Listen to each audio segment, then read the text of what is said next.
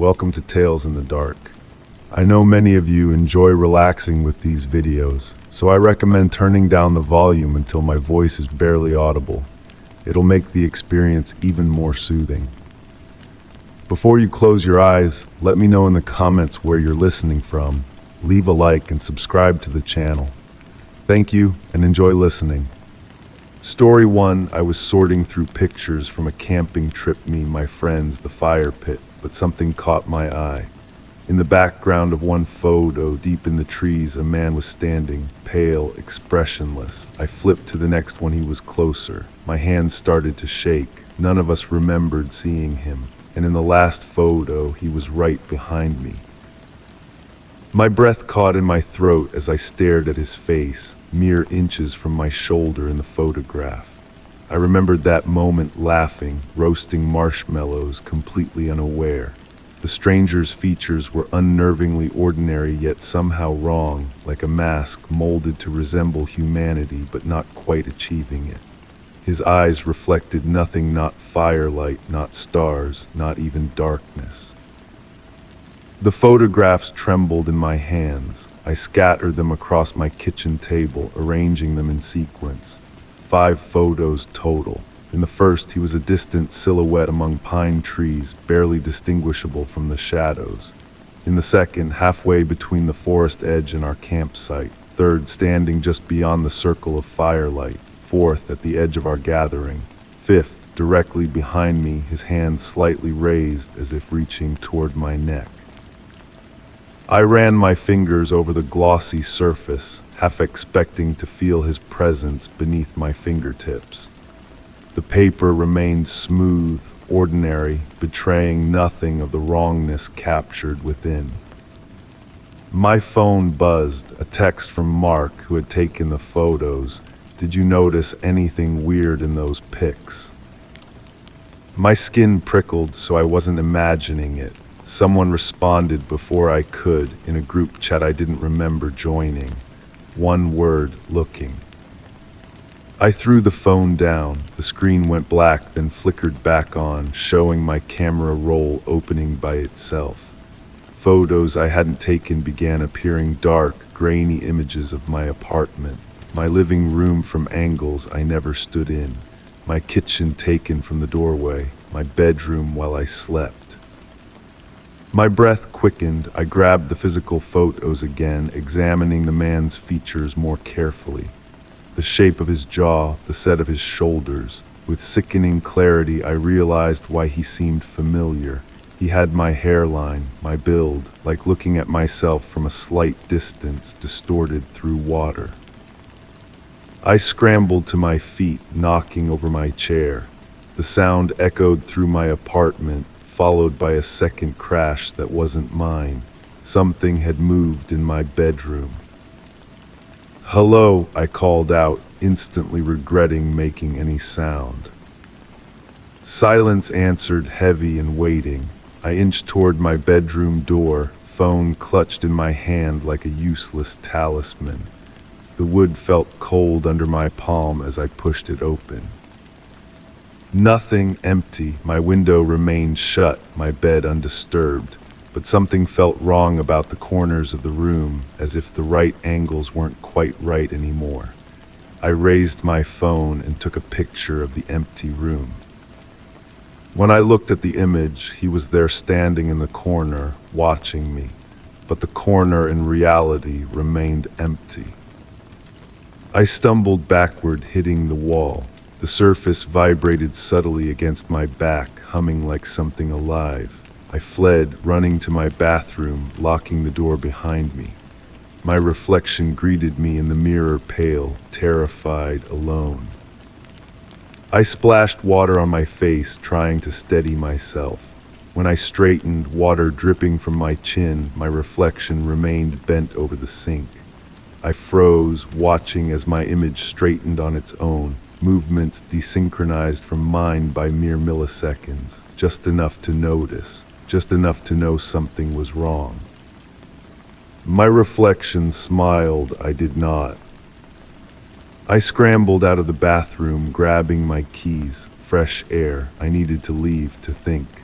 The drive to nowhere particular cleared my head somewhat, rational thoughts beginning to form. Digital manipulation, a prank by Mark and the others, a bizarre psychological episode triggered by stress. I parked at an abandoned viewpoint overlooking forest-covered hills. My breathing slowed as I watched shadows stretch across the landscape. The rational explanations felt hollow, flimsy attempts to paper over something much darker. I picked up my phone, scrolling back to those camping photos.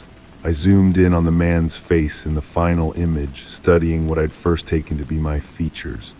But no, the resemblance warped as I looked closer. This wasn't me now. It was something older, something I might become. The eyes held knowledge mine didn't possess. The slight twist to the mouth suggested truths I hadn't learned. A knock on my window made me jump. Nothing there. Another knock from inside the glove compartment. My fingers trembled as I opened it. Inside lay a single photograph I'd never seen before. Me sitting in this car at this viewpoint, holding this very picture.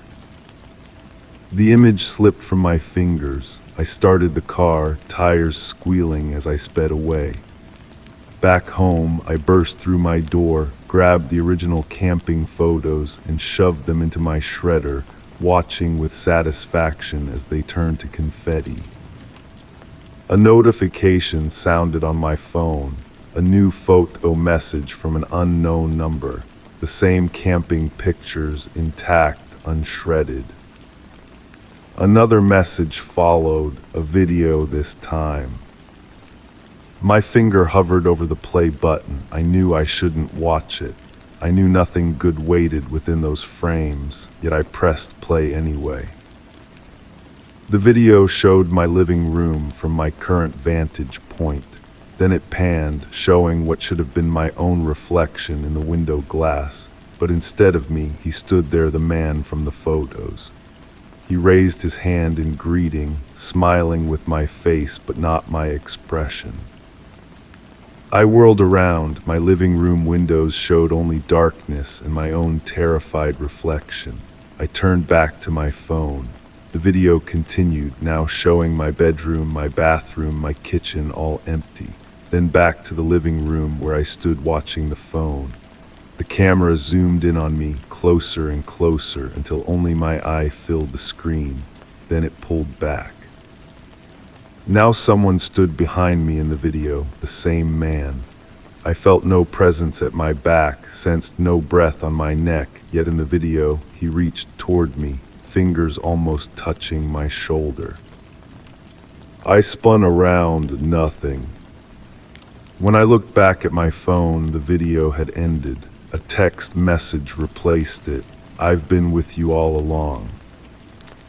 The lights flickered. In that momentary darkness, I felt something brush against my arm. When brightness returned, nothing was there, but my skin tingled where we'd connected. I slept with lights blazing that night, waking frequently to check corners and closets. Each time I woke, I felt less alone, yet saw no one. By morning, exhaustion dragged at me. I stumbled to the bathroom, avoiding the mirror. A growing certainty formed within me. Whatever this was, hallucination, ghost, dimensional slip, it followed a pattern. It wanted to be seen. It communicated through images. It grew stronger when acknowledged.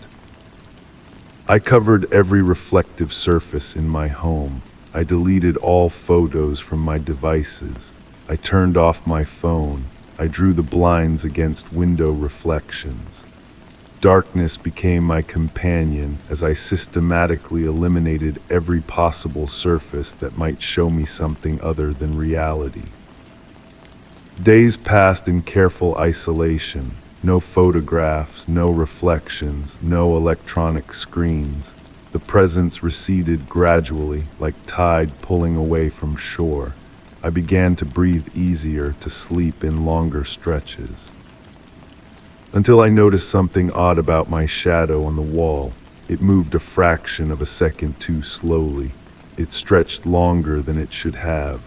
and sometimes when I turned quickly, it seemed to have fingers that mine didn't possess. I couldn't escape being seen, I realized. Wherever light touched me, I cast an image, and images were his domain. That night, sitting in darkness, I felt the weight of another consciousness settling around me like mist, no longer trying to frighten, merely waiting to be acknowledged. I whispered into my empty apartment, "What do you want?" The air conditioner clicked on, its gentle hum forming words just below comprehension. I strained to understand, leaning forward. "Recognition," the whisper seemed to say. "Who are you?" I asked. My phone screen lit up despite being powered off. A text message glowed, "You know already." I did know. The man in the photos had my face but older, worn by experiences I hadn't yet lived. His eyes held knowledge of pain I hadn't yet endured. I was looking at myself not as I was, but as I might become. I picked up a notebook and pen. "Are you my future?" I wrote. The pen continued moving after I stopped, my handwriting but not my words. I am what watches from the other side of every image, what waits behind reflections, what stands in the background of memories. I am looking back at what I once was, as you someday will look back too. My breath caught, "Why show yourself to me now?" The pen moved because you're beginning to fade. Each day you exist less in the world and more in representations, photos, videos, reflections, digital shadows. The boundary thins. Soon you'll understand how permeable the membrane between experiencing and observing truly is. A chill ran through me. What happens next? The pen scratched across paper. You begin noticing me in older photos. Childhood memories, baby pictures, images from before you were born. You realize I've always been there, watching through every lens, waiting in every mirror. And then one day, you step forward while your reflection stays behind. I dropped the pen. It continued moving on its own, drawing a simple image, a doorway with light spilling through. I understand now. I am both observer and observed, creator and creation. I exist simultaneously on both sides of every image, separated only by the thinnest barrier of perception. Sometimes, walking past windows at night, I catch glimpses of myself looking in from outside. In photographs with friends, I notice my smile doesn't quite reach my eyes, which seem fixed on something beyond the camera. My shadow stretches toward reflective surfaces as if drawn to them.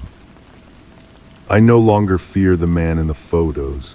I recognize our kinship, our inevitable convergence. He waits patiently on the other side of every image, not my future or my past, but my constant companion in a reality where time folds back on itself like a ambiguous strip. I've started taking more pictures now, of everything, everyone. I document obsessively, creating thousands of windows between worlds. And sometimes when I review them, I notice other people have shadows that move too slowly, reflections that watch when they turn away, images that contain subtle wrongness only I recognize. They all have someone waiting behind them, watching, looking, reaching through. And none of them know. Yet, story 2, it began with a glow, faint and bluish, leaking from the edges of the tub after dark. I peeled up the sealant, half convinced it was just bad wiring. But when I lifted the panel, I saw open space beneath the floorboards, too wide, too deep. The air rising from the hole smelled of salt and stone, like the bottom of a cave. The light pulsed once, then dimmed as if something had just turned away. I should have replaced the panel and called a professional. That would have been the sensible thing to do. Instead, I found myself lying flat on the bathroom tiles, peering into that impossible space, my breath creating small clouds in the suddenly cold air. The gap beneath my bathtub shouldn't exist. My apartment stood on the 5th floor of a solid brick building. The glow returned gradually, pulsing with gentle rhythm like a heartbeat. I reached for my phone and snapped a photo, but the screen showed only darkness where my eyes perceived that ethereal blue.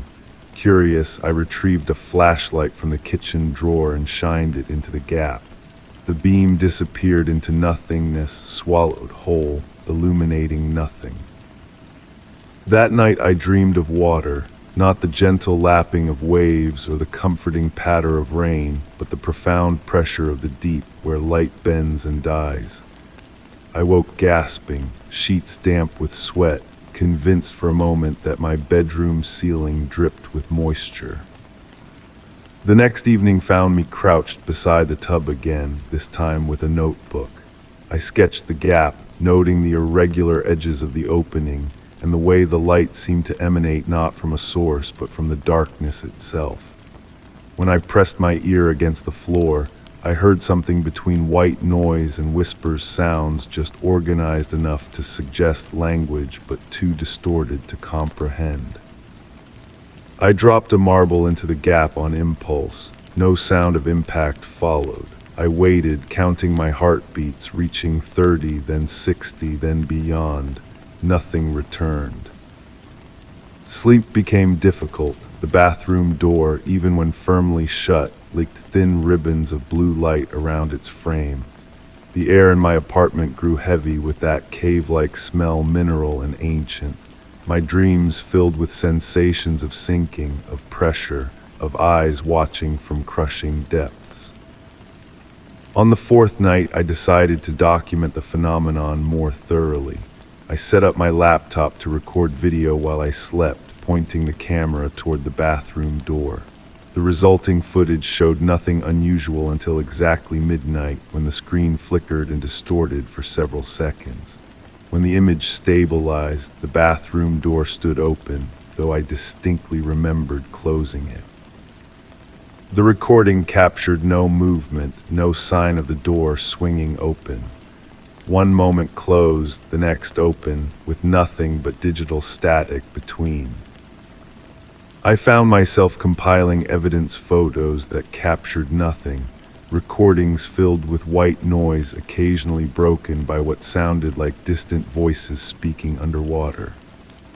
I wrote detailed notes about temperature drops near the bathroom, about the way metal objects like keys and coins felt unnaturally cold after being left in rooms adjacent to the mysterious light.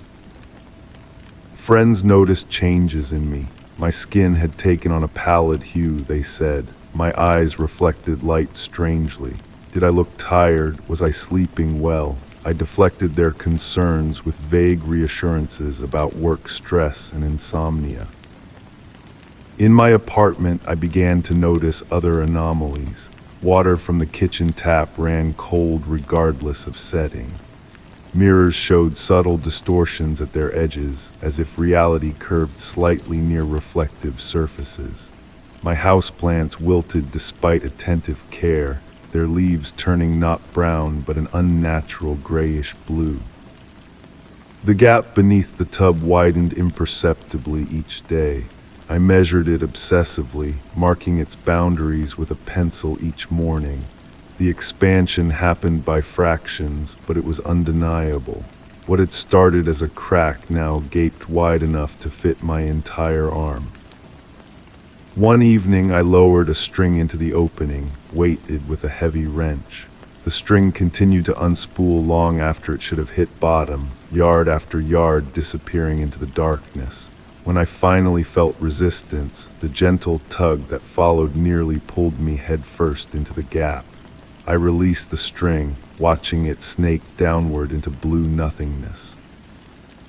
That night my bathroom mirror cracked from corner to corner without sound. The fracture formed a pattern that reminded me of branching coral or the tributaries of a river delta. When I touched it, the glass felt wet despite appearing dry. I began recording my voice, speaking my observations aloud as if giving evidence. My speech patterns altered subtly over successive recordings. Hesitations grew longer, certain consonants softened, vowels stretched. When played back, the recordings contained faint echoes that hadn't been present during the original dictation, as if someone repeated my words just after I spoke them. The bathroom now remained cold regardless of heating. Condensation beaded on every surface.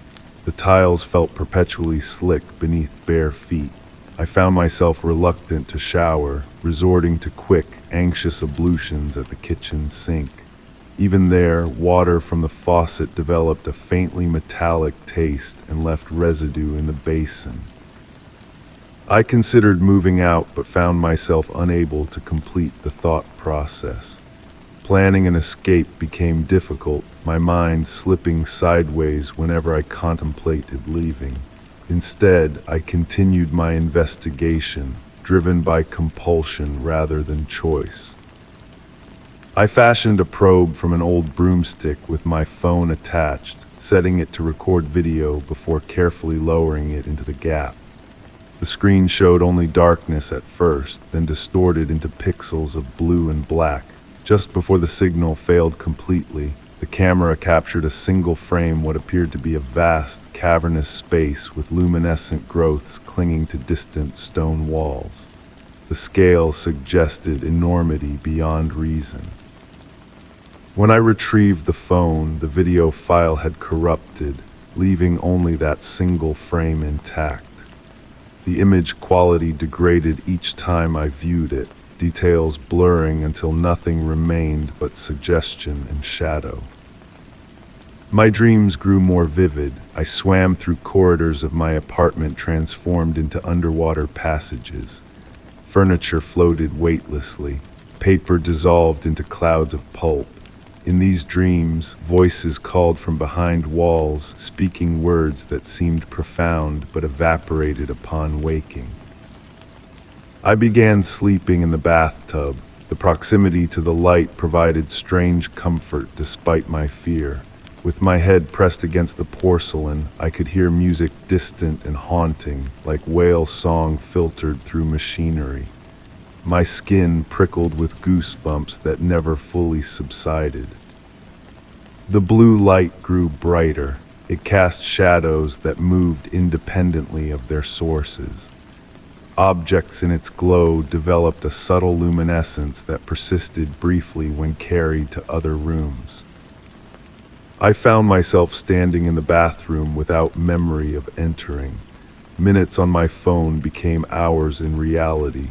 Hunger diminished, thirst intensified, water became necessity and fear simultaneously. The gap now stretched the entire length of the tub, wide enough for a person to slip through. The edges no longer appeared broken but smoothly formed, as if the opening had always existed, merely hidden beneath mundane reality. I fashioned a harness from belts and rope, anchoring one end to my sturdy bed frame. The other end I secured around my waist. With flashlight, phone, and notebook waterproofed in plastic bags, I prepared to lower myself into the impossible space.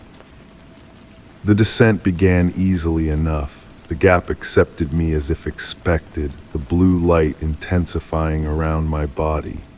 The walls of the passage felt smooth, neither wet nor dry, but something in between, like touching satin through numb fingers. I descended gradually, using notches in the strange material for footholds. The passage widened into a chamber with dimensions that confused my senses, simultaneously claustrophobic and vast. The source of the blue light became apparent. The entire environment pulsed with bioluminescence, walls veined with glowing tendrils that branched and reconnected in hypnotic patterns. My flashlight beams scattered in the atmosphere, which seemed thicker than air but allowed normal breathing. Sound behaved strangely. My footsteps produced delayed echoes, while my breathing remained muffled and close. The chamber opened into a corridor that curved gently downward, its walls textured like living tissue. I followed it, documenting my observations in increasingly erratic handwriting. My phone recorded nothing but static. The corridor eventually opened into a vast space that defied comprehension, an underground sea beneath solid ground, stretching beyond the reach of any light. At its shore, I found objects from my apartment, the marble I had dropped, keys gone missing months ago, a watch that had stopped working arranged in careful patterns like offerings. In the distance, lights moved beneath the surface of the dark water, similar to the glow beneath my tub, but multiplied hundredfold, performing what appeared to be elaborate, synchronized movements, a language of light and motion. I stood transfixed until something brushed against my ankle, gentle, questioning. Looking down, I saw nothing but felt the distinct sensation of cool fingers wrapping around my leg. The tug came suddenly, pulling me toward the water's edge. I scrambled backward, the grip tightening, pulling with impossible strength. My harness snapped taut, the rope creaking under strain. The surface of the water rippled and parted. What rose wasn't water at all, but something between liquid and light, a fluid luminescence that formed a shape almost human. Eyes opened within it, not two but many, blinking in sequence across its flowing form. It released my ankle and retreated slightly, hovering at the threshold between water and shore. From its undulating mass came sound, that same underwater music from my dreams, now clearly recognizable as speech despite its alien cadence. The communication felt direct, bypassing ears to resonate within my skull. Images formed in my mind, my apartment building from below, not resting on earth but suspended above this hidden realm, countless similar structures throughout the world, their foundations piercing the boundary between realities, generations of entities studying humanity through these apertures. I understood with sudden clarity that the light beneath my tub was never a mere phenomenon, but a carefully constructed channel, an observation port through which I was being observed long before I noticed the observers. The luminous entity gestured toward the water, an unmistakable invitation. The rope around my waist suddenly felt like a tether to a world growing increasingly irrelevant. My fingers worked at the knot without conscious direction. The choice felt both terrifying and inevitable, to return to my apartment with knowledge that would forever transform it from home to portal, or to step forward into mystery. I hesitated at the water's edge, noticing how the blue light had altered me already. My skin now held a subtle phosphorescence, veins glowing faintly beneath translucent flesh. The entity extended what might have been a hand, its form rippling with anticipation. I stepped forward, water that was not water embracing my ankles, knees, waist. The cold shock I expected never came. Instead, warmth and weightlessness enveloped me. The entity moved closer, its many eyes blinking in what seemed like approval. Behind me, the rope floated empty, swaying gently in currents I couldn't feel. Ahead, the gathered lights beneath the water pulsed in welcome or warning. I took a breath, my final one of ordinary air, and submerged myself completely. The world above receded, a distant memory of solid things and sharp edges. Down here, boundaries blurred between water and air, body and environment, observer and observed. In my abandoned apartment, water now flows upward from the gap beneath the bathtub, defying gravity. It creeps across the ceiling, forming patterns identical to those I discovered below. The blue light shines through windows, visible from the street, enticing new observers, new participants. I float among entities neither malevolent nor benevolent, but simply other, learning their patterns of light and motion, teaching them mine. We study each other across the gulf of incomprehensible difference, finding communion in curiosity.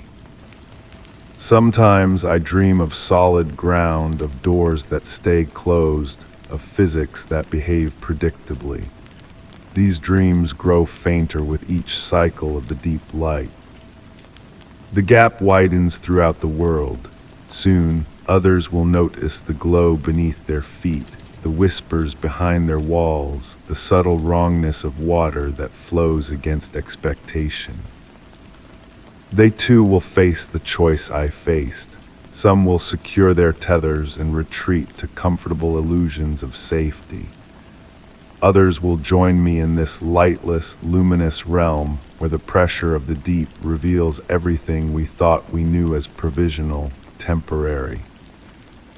I wait beneath, watching for their descent, my skin now fully translucent, my eyes adapted to see in frequencies beyond human perception. The light pulses, the water rises, the boundary thins. I am no longer the observer, I have become the glow. Story 3, I live alone, no pets, no visitors. But when I walked past the kitchen window last night, I saw two reflections. One was mine, the other stood just behind me, slightly taller, shoulders too broad, face hidden in shadow. I spun around, no one was there. The air smelled like cold glass and burnt plastic. When I looked back at the window, the second figure was gone, but the smudge from where its hand had pressed against the glass was still there. My fingers trembled as I reached out to touch the mark. It felt warm against my skin, unlike the cool surface surrounding it. A perfect handprint, larger than my own, with long, slender fingers that tapered to points where nails should have been. I scrubbed at it with my sleeve. It remained unchanged, as if etched beneath the surface rather than resting on top. Sleep evaded me that night. Every creak of the house settling sent my heart racing. The radiator's gentle hiss transformed into whispers just below my threshold of comprehension. Words almost formed, then scattered like leaves in wind when I strained to hear them. Morning brought temporary relief. Sunlight streamed through my bedroom window, casting geometric patterns across my blanket. I convinced myself the incident had been a trick of exhaustion, a momentary hallucination born from working too many consecutive shifts. The handprint remained. I documented it with my phone camera, comparing the size against my own hand. The difference was unsettling, nearly half again as large as mine. The edges appeared to have shifted slightly since the night before, the fingers seeming to curl inward as if the hand were slowly closing into a fist. My morning coffee tasted metallic. The kitchen felt different, colder. The space seemed to absorb sound rather than reflect it, my movements muffled as if underwater. I found myself speaking aloud just to hear something break through the unnatural quiet. "There's nothing here," I said firmly. My voice sounded thin, unconvincing even to my own ears. Something flickered in my peripheral vision. The reflection in the microwave door showed me standing at the counter. Behind me stood nothing, yet the hair on my neck rose. A pressure descended on my shoulder, gentle but unmistakable, like someone resting their hand there. When I whirled around, the kitchen was empty. I spent that day researching optical illusions, stress-induced hallucinations, and gas leaks. I checked my carbon monoxide detector, functional. I opened all the windows despite the bitter cold outside. The fresh air cleared my head, but not my unease. That evening, I noticed a second handprint on the window, smaller than the first, positioned lower, as if whatever left it had been crouching. This one felt cold to the touch, so cold it burned my fingertips when I pressed against it. I began keeping a journal, notes, times, observations, changes. The handprints multiplied over the following days. The bathroom mirror, the television screen, the glossy surface of my laptop, always appearing when I wasn't looking, always in places impossible for me to reach without a ladder. The sounds began next, not footsteps exactly, but a sound like weight shifting across floorboards in rooms I wasn't occupying. Soft scratching within the walls, and worst of all, a subtle breathing that synced with mine when I lay in bed at night, only to fall out of rhythm when I deliberately changed my own pattern. My phone captured nothing but static when I tried to record the sounds. But one image, taken in haste when I thought I saw movement in my hallway, showed a blurred vertical shape, translucent but unmistakably humanoid. The photograph grew colder the longer I held it, forcing me to drop it as frost formed along its edges. I taped paper over every reflective surface. The action didn't feel like surrender, but strategy mapping the territory of this invasion. Without windows to peer through, whatever shared my space began to leave other signs. My coffee mug moved across the counter when I turned away. Books rearranged themselves on shelves. The temperature dropped in rooms seconds before I entered them, as if something had just departed. The paper coverings didn't last. They fell away in the night, not torn down but disintegrated, turned to fine ash that coated the floors beneath each window and mirror. I swept it up, storing samples in plastic bags like evidence. The ash smelled of ozone and something organic, almost like burnt hair. I stopped sleeping. Instead, I sat in corners where I could see all approaches, flashlight in hand, notebook beside me. My handwriting changed over those sleepless nights, starting neat and methodical, eventually deteriorating into frantic scrawls. Reading back over my notes revealed words I didn't remember writing, inserted between my own observations. I see you saying me. The glass works both ways. Your world looks so warm. My rational mind fractured a little more with each passing day. I considered leaving, but something told me that whatever had attached itself to me would simply follow. Better to confront it here, in familiar territory, than somewhere unknown. I began talking to it, asking questions into empty rooms, demanding answers from blank mirrors. The response came as a whisper so close to my ear that I felt the moisture of breath. You invited me. The voice wasn't threatening, it sounded confused, lost, and somehow familiar. My memory flickered back to childhood, to a game played with neighborhood friends. Standing before mirrors in darkened bathrooms, candles lit, chanting names or phrases meant to summon entities from beyond. I'd forgotten that night until now how we'd laughed nervously when nothing happened, how we'd felt simultaneous relief and disappointment. Nothing had happened then, at least nothing immediate. That night I set up a chair facing my largest window, the paper covering removed. I placed a second chair opposite, empty. Between us, I set a candle. As darkness fell, I lit the flame and waited. The reflection appeared gradually, not a sudden manifestation, but a slow gathering of darkness that pooled and shaped itself into a form almost human. In the window, it appeared to sit in the chair across from me, though that chair remained empty in my physical space. Its features clarified as I watched, my breath caught in my throat. The face that stared back wasn't some unknown entity or monster. The face was mine, but wrong, older, weathered, eyes hollow with an expression I couldn't name. My reflection spoke first, lips moving in perfect synchronization with words that resonated inside my skull rather than through my ears. You've been waiting for me for so long. What are you? My voice sounded childlike in comparison. I'm what waits on the other side of every reflection, what watches when you're not looking, what answers when the right words are spoken. What do you want? The thing wearing my face smiled, the expression stretching too wide, revealing teeth too numerous and sharp. I'll weigh in. I realized then that each handprint, each mark, each manifestation had been tests of being learning the boundaries of its prison, probing for weaknesses between its world and mine.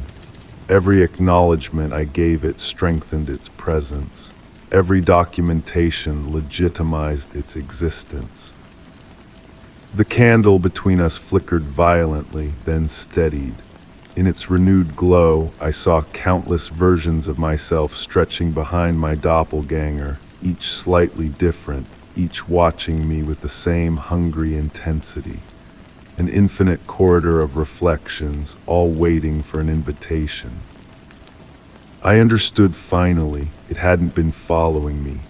I had been following it, backing away from my original reality one step at a time, falling through layers of reflection until I sat across from myself.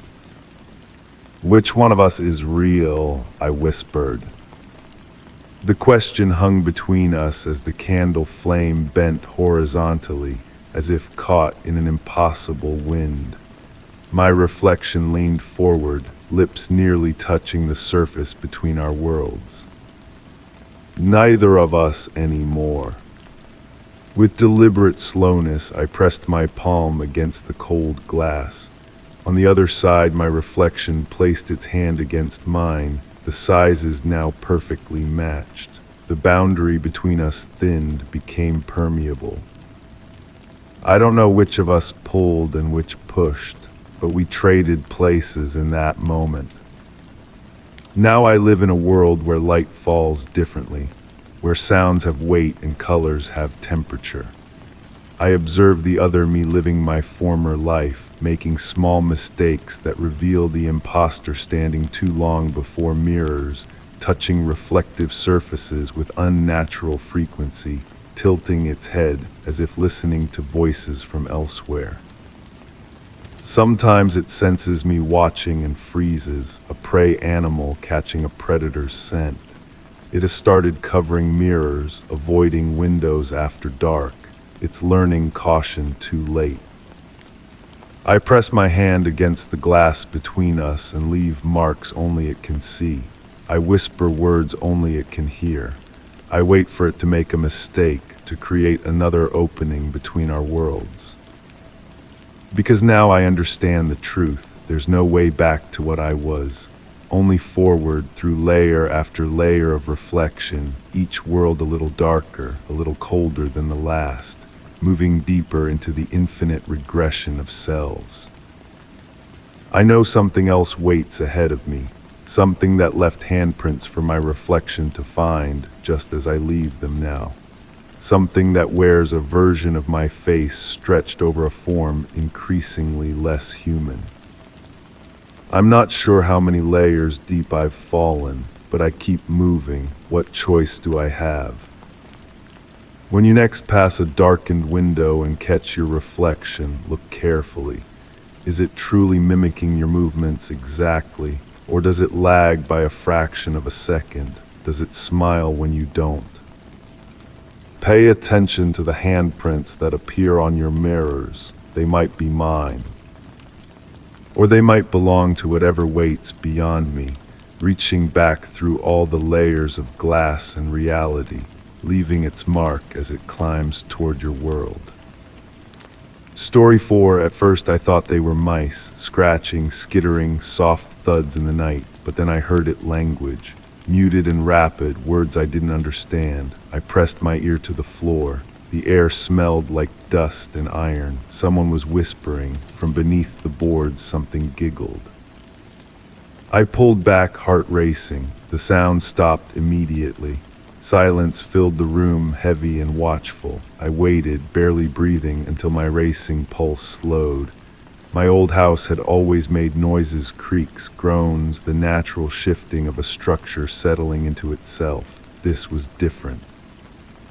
The next night I brought a glass. My grandmother once told me this trick. Press the open end against the surface, your ear against the bottom. It amplifies the sounds. I felt foolish, kneeling on the hardwood in the dark, but curiosity outweighed my embarrassment. I positioned the glass carefully on the spot where I'd heard the whispering. Nothing at first, then a faint scratching, like fingernails or claws, then words, clearer this time, though still indecipherable. The language sounded ancient, with sharp consonants and flowing vowels that made my skin prickle. The voice paused, as if sensing my presence. Then it whispered what sounded like my name. I dropped the glass. It didn't break, just rolled across the floor with a hollow sound. The whispering stopped. I switched on every light in the house and stayed awake until dawn painted the windows gray. I convinced myself it was stress. My new job demanded so much mental energy. Sleep deprivation could cause auditory hallucinations. I researched it online, finding comfort in medical explanations. I was simply working too hard. But the next evening I found a small pile of dust on the floor, exactly where I'd placed the glass. I bent down to examine it, not dust, wood shavings, fine, almost powdery. I touched them with my fingertip, brought it to my nose, that same iron smell. When I looked closer at the floorboard, I noticed a tiny hole, no wider than a pencil lead. I covered it with a rug. That night I heard tapping from beneath the rug, 3 quick taps, then 2 slow ones, then repeated. A pattern, a communication attempt. I pulled back the rug to find the hole slightly larger. The wood around it darkened as if stained by moisture. I filled the hole with putty from the hardware store. Problem solved. The next day the putty was gone, the hole now the width of my pinky, and beside it, scratched into the wood, a symbol, a spiral with what looked like an eye in the center. I took photos. I documented everything now. The hole, the symbol, the wood shavings that appeared each morning. I recorded the sounds on my phone, but the recordings contained only static with occasional pops that might have been words. My appetite diminished. Sleep became fragmented. I found myself listening constantly, attuned to the slightest sounds beneath my feet. The whispering expanded, moving from room to room, always beneath me, always just quiet enough that I couldn't quite understand. Sometimes it seemed to come from the walls, the ceiling behind me. I pried up the floorboard I needed to see. The wood splintered easily in my hands, unexpectedly soft and damp. Beneath it lay normal house infrastructure, insulation, joists, wiring, no hidden chambers, no creatures, nothing unusual except a strange, dark stain spreading across the underside of the adjacent boards. I replaced the board, nailing it firmly in place.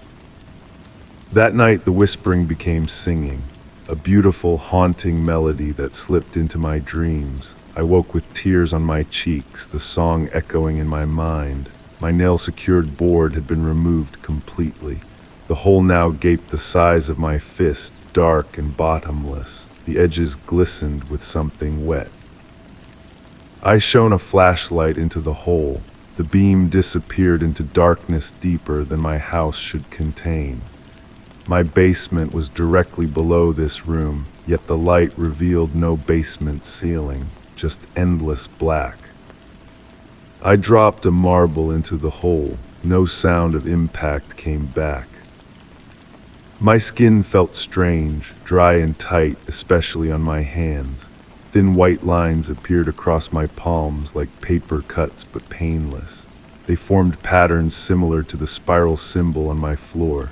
When I touched the edges of the hole, my finger came away with a film of something that looked like oil but smelled like iron. The same substance seemed to be seeping from the fine lines on my palms. The house felt colder now, my breath fogged in every room. The mirrors reflected shadows that moved differently than I did, just slightly, just enough to notice. I invited a friend over. She noticed nothing strange about the house, saw no hole in my floor. She suggested I see someone about my stress levels. When she left, I found wood shavings in her shape on the floor where she had stood. The singing grew louder, the hole wider, now the size of my head. The darkness within seemed to watch me. At night, tiny lights flickered deep within it like distant stars. I found myself drawn to it, sitting beside it for hours, listening. The whispers started making sense. They promised answers, knowledge, a way to understand mysteries beyond human comprehension. All I needed to do was reach inside. My hands changed more, the lines deepened. The substance seeped continuously now, marking my sheets, my clothes, the floor wherever I walked. When I showered, it washed away temporarily, but returned within minutes, oozing from beneath my skin. I called in sick to work, then stopped calling entirely. My phone displayed only the spiral symbol now, no matter what buttons I pressed. The hole kept growing, the singing became a chorus, beautiful, enticing. The symbols appeared everywhere: my skin, the walls, the ceiling, bleeding through the paint. I found myself singing back to them, the same melody, words I somehow knew. One morning I noticed roots growing from the hole, dark, fibrous tendrils spreading across my floor. They pulsed slightly like veins. When I touched one, it curled around my finger with gentle pressure. It felt warm, alive, not threatening, but inviting. The roots grew up the walls, across the ceiling, created a lattice that gradually filled with a membrane-like substance that rippled with faint luminescence. My house transformed into something organic, breathing in rhythm with the pulsing roots. I stopped trying to leave. Where would I go? The doorknob came away in my hand when I touched it, crumbling like dry clay. The windows showed only darkness now, no matter the hour. The roots reached my bed, curled around my limbs while I slept. I woke entwined in them, but felt no fear. They seemed to be becoming part of me, or I part of them. The distinction mattered less each day. The hole now consumed most of my floor. I lived on the islands of remaining wood. The darkness below no longer seemed empty, but full of movement, shapes that almost made sense, faces that almost looked human. My reflection changed, my eyes now dark pools, my skin traversed by the root-like lines, pulsing with the same rhythm as those growing from the hole. The substance that seeped from them no longer looked like oil, but like tiny threads weaving themselves into the roots when they made contact. The singing never stopped now. I sang with it constantly, my voice changing, harmonizing in ways human vocal cords shouldn't allow.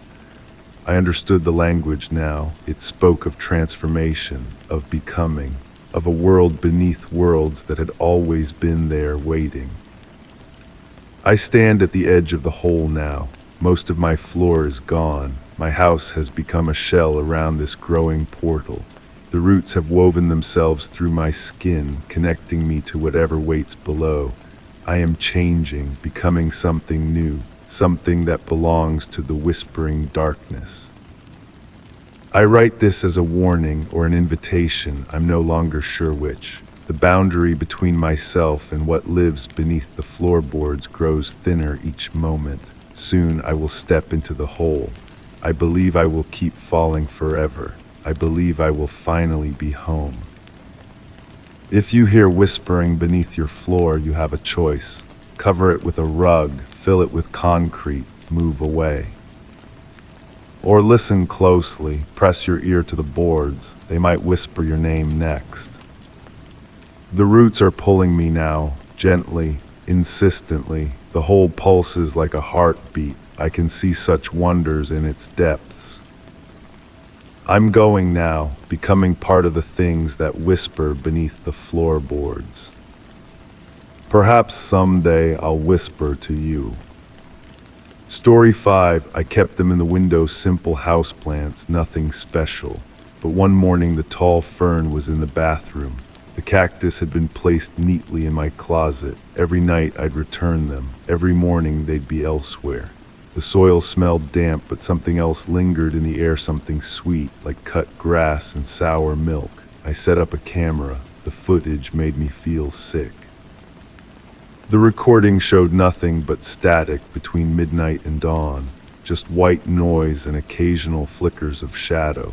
No movement, no person. Nothing that could explain how my jade plant ended up balanced on the edge of my kitchen sink, or why my peace lily had migrated to the corner of my bedroom, facing the wall like a scolded child. I've always lived alone, that's how I prefer it. The silence, the control, the knowledge that everything stays exactly where I place it. These plants were gifts from my mother, who insisted I needed something living in my space.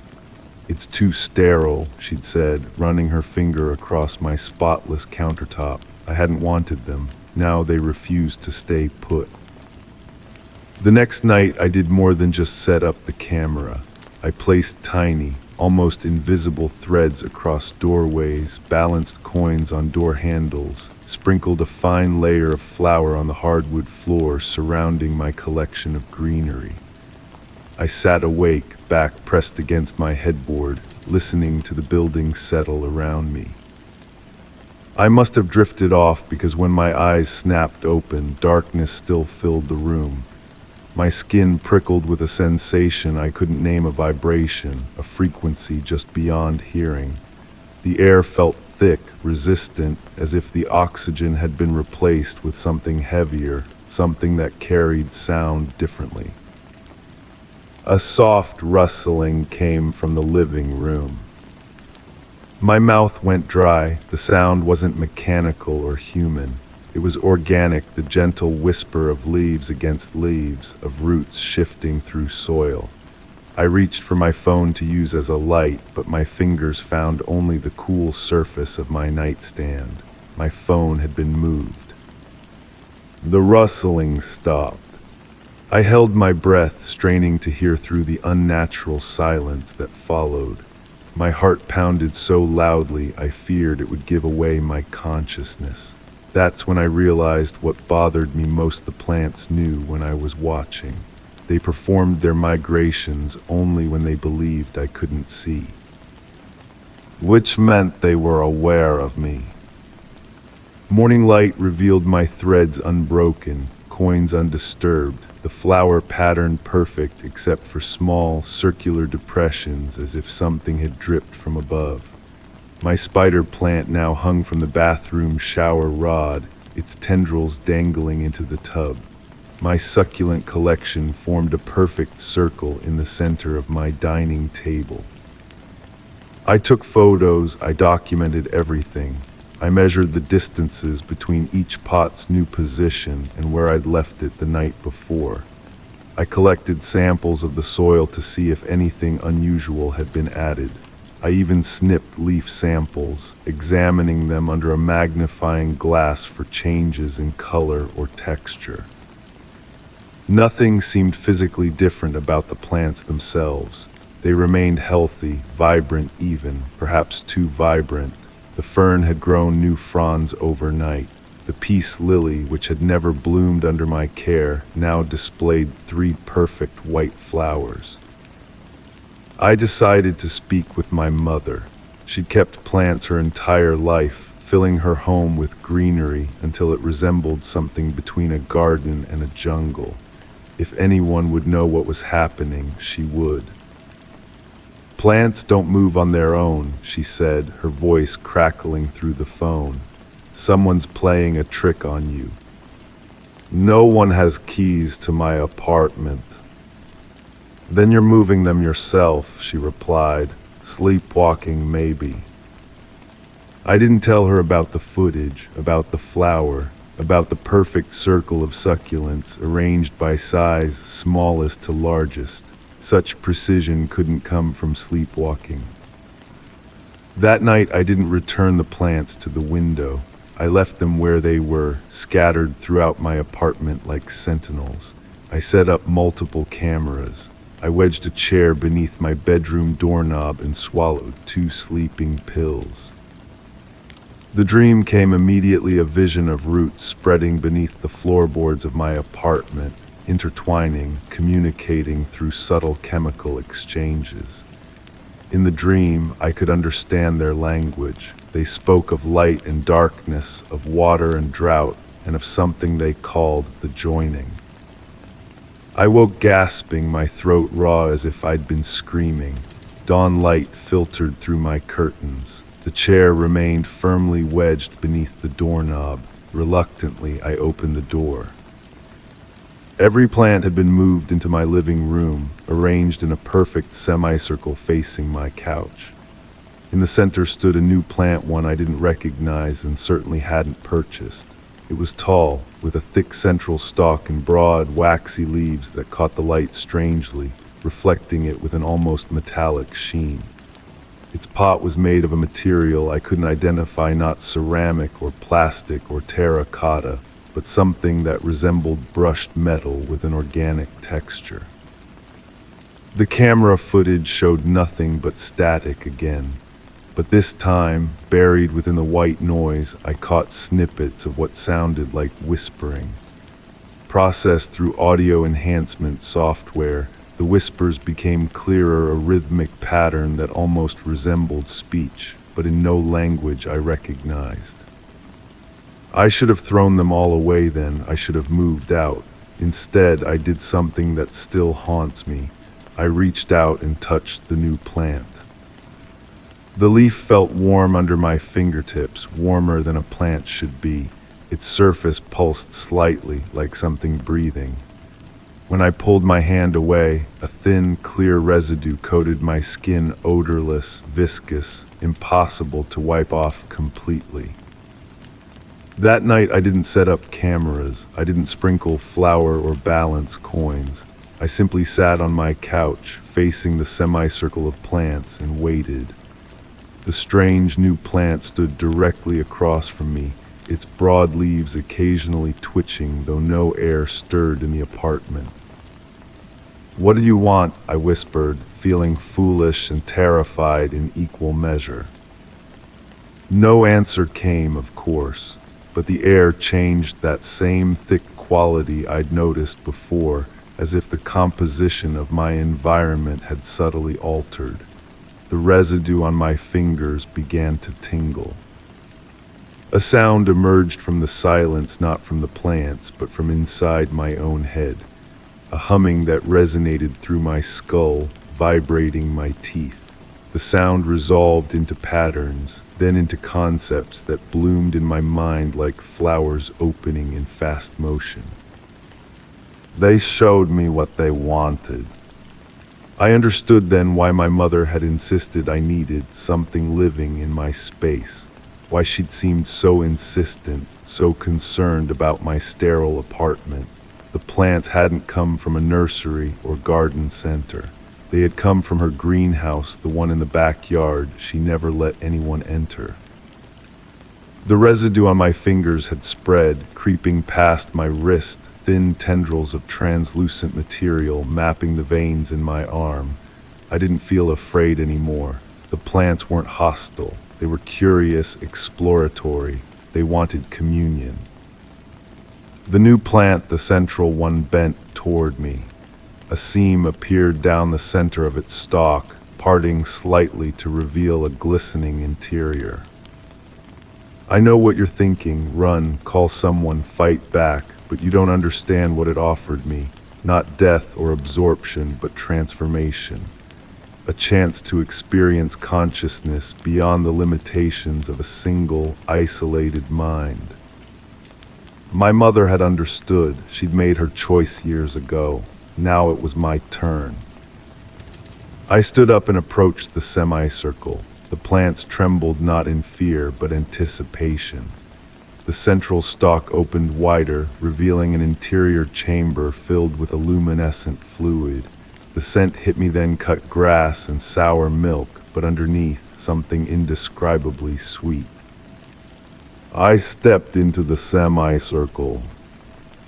The footage from my phone, which I'd left recording on the bookshelf, shows what happened next. The entire apartment goes dark for exactly 7 minutes. When the lights return, the plants are back in their original positions by the window, all except one a new addition. A human-sized plant with a thick central stalk and broad, waxy leaves. The plants in my apartment have stopped rearranging themselves. They don't need to anymore. I watch over them now from my pot by the window. And when my mother visits, bringing another gift plant for another lonely person living in another sterile apartment, I feel my leaves quiver with joy. The joining continues, one connection at a time. Story 6, it was late and the bus was almost empty, just me and the driver. But as we rounded a curve, I heard breathing behind me. I turned slowly. A woman sat there, pale skin, damp hair, hands folded perfectly in her lap. She didn't blink. The air grew cold, carrying the smell of wet wool and stagnant water. I looked to the driver. His eyes were fixed forward. "Don't talk to her," he muttered. I faced forward again, my skin prickling. The bus rumbled onward through the darkness, each streetlight casting fleeting shadows across my lap. The breathing behind me continued, steady and calm, as if she were sleeping with her eyes open. My fingers gripped the edge of my seat. I hadn't heard her board. The last stop had been deserted, nothing but an empty bench beneath a flickering light. The road stretched empty before and behind us. I risked another glance. She remained motionless, her gaze fixed on the back of my head. Water dripped from her hair onto her shoulders, creating dark patches on her gray cardigan. Despite the chill her presence brought, beads of sweat formed on my brow. The driver caught my eye in the rearview mirror and shook his head once, sharply. His knuckles were white on the steering wheel. I pulled out my phone, hoping to distract myself with messages or news. The screen flickered, then went dark. When I pressed the power button, it lit up for a moment before dying again, leaving only our reflections in the black glass mine, tense and wide-eyed, and behind me hers, still and serene. A voice whispered from behind, so soft I almost believed I imagined it. "Do you know where we're going?" I froze, remembering the driver's warning. The words hung in the stale air between us. I said nothing, staring straight ahead. "I asked if you know where we're going," she repeated, her voice like water trickling over stones. The driver coughed loudly, deliberately, but kept driving. We passed through a tunnel, and in that moment of darkness, I felt something cold brush against the back of my neck. When we emerged into moonlight, I shuddered and reached up to touch my skin. My fingers came away damp. I took out my notebook and pen, an old habit when anxiety struck. I began writing what was happening, documenting each detail, the woman's appearance, the driver's warning, the chill in the air. As I wrote, the pen slowed, dragging across the paper as if moving through syrup. The ink spread and pooled, forming shapes that weren't the letters I intended. Looking down at what I'd written, I saw not my neat handwriting, but sprawling, unfamiliar script. The words read, "I'm trying to go home." I dropped the notebook. It fell open to pages filled with the same handwriting, page after page of "I'm trying to go home," repeated hundreds of times. This wasn't my notebook. The bus lurched suddenly, hitting a pothole. I grabbed the seat to steady myself and felt something wet seep through my fingertips. Water dripped from the cushion, running down the metal pole to form a small puddle at my feet. The smell grew stronger, wet wool, stagnant water, and something else beneath it, something organic and decaying. "The next stop is mine," the woman said, still not moving. "Will you help me get off?" I remained silent, counting my breaths, trying to calm my racing heart. The roads outside grew narrower, winding through terrain I didn't recognize. Skeletal trees reached toward us with gnarled branches. We hadn't passed another vehicle for what felt like miles. My reflection in the window showed dark circles under my eyes that hadn't been there before. Behind me, her reflection seemed to flicker, sometimes clear, sometimes just a shadow, sometimes nothing at all. The driver took a sharp turn onto an unmarked road. This wasn't the usual route. I'd taken this bus many times and knew where it should go. We were veering off course, heading somewhere unfamiliar. I stood up, stumbling toward the front. "Driver," I called out, my voice cracking. "This isn't the right way." He didn't look at me. "Sit down," he said. "Please sit down and don't look at her again." "But where are we?" I said sit down. His voice echoed through the empty bus, except it wasn't empty. I glanced back. She was standing now, water pooling around her feet. Her cardigan dripped onto the floor, creating a steady rhythm. Drip, drip, drip. "My stop is coming," she said, smiling for the first time. Her teeth were dark in the dim light. I returned to my seat, legs shaking. The fabric squelched as I sat down, soaking through my clothes. The radio clicked on by itself, filling the bus with static. Through the white noise, a voice spoke, distorted and barely audible. "Next stop, Riverside Memorial." The driver reached for the dial but stopped mid-motion, his arm trembling. The static continued, words occasionally breaking through. Accident, recovery, identified by personal effects. I covered my ears, but the sound seemed to come from inside my head now.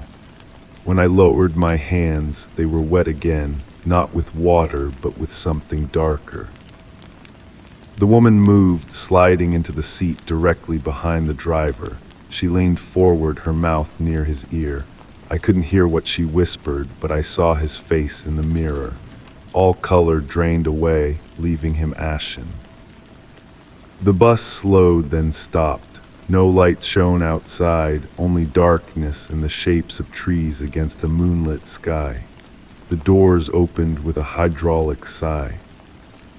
"This is my stop," she said, turning to face me fully for the first time.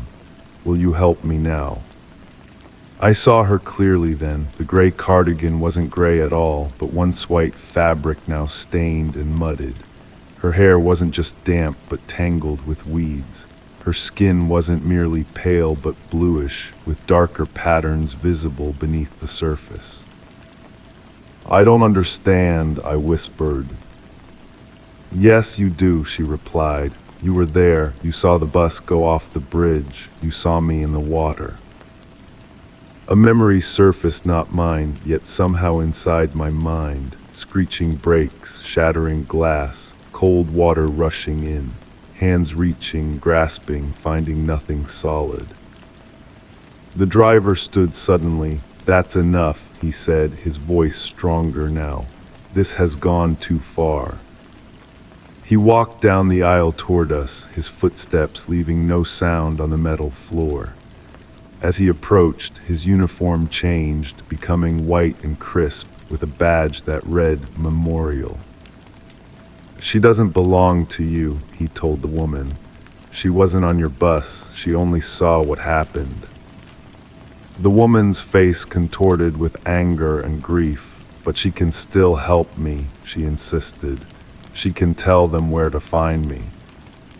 Understanding washed over me in a cold wave. I hadn't been on that bus, but I'd witnessed the accident from the riverbank.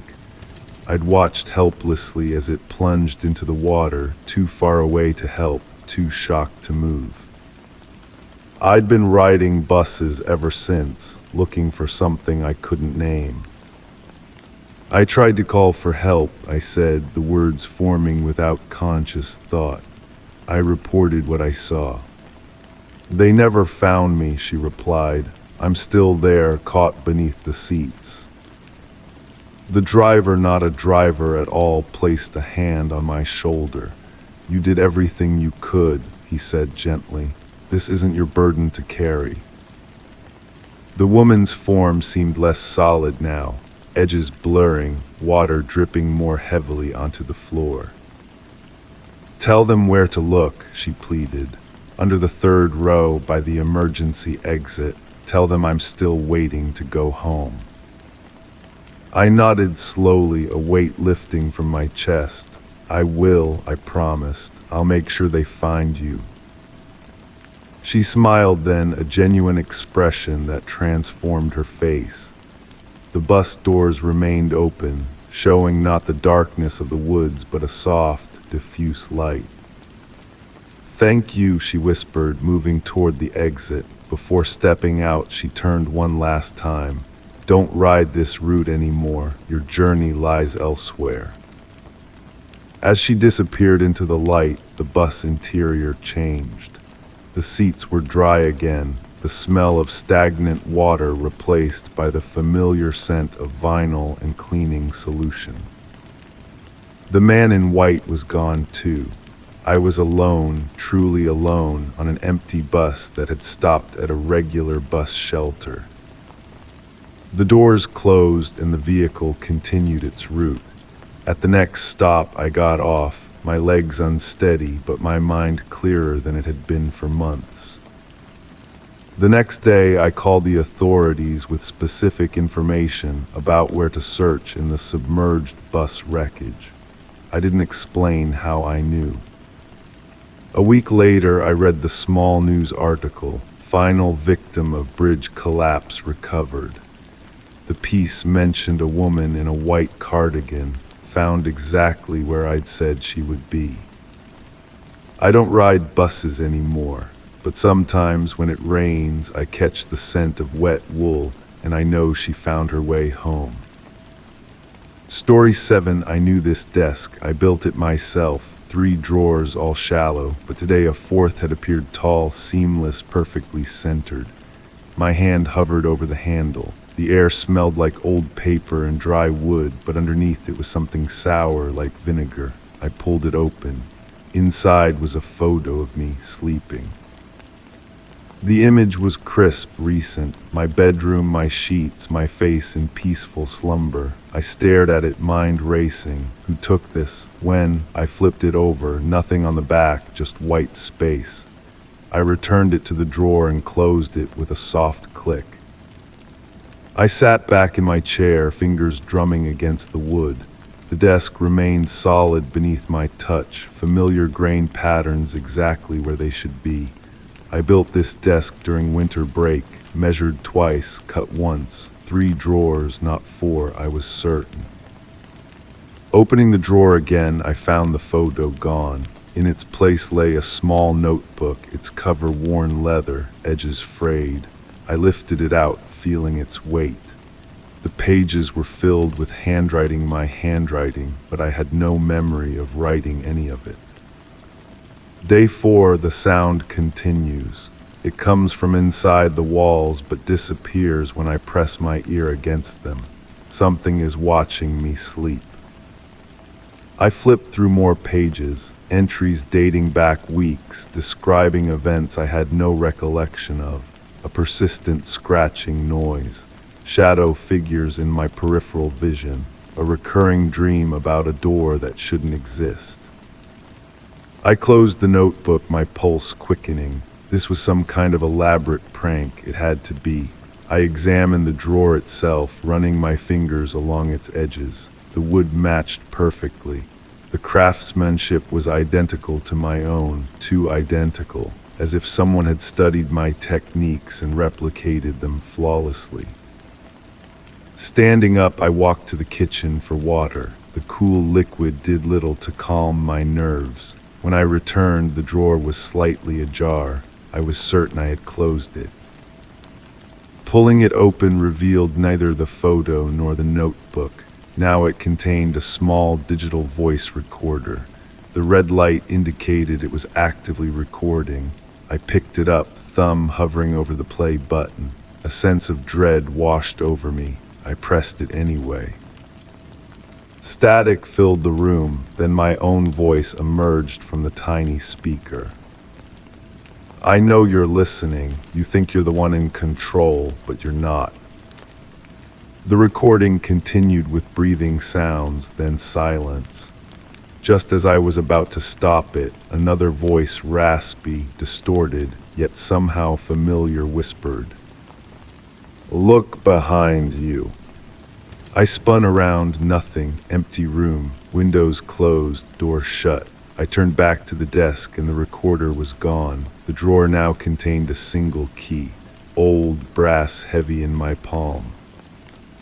I inspected my apartment carefully. Door locks, window locks, cabinet doors, nothing matched this key. I returned to the desk, studying it from every angle. On the back panel, I discovered a small keyhole I hadn't carved.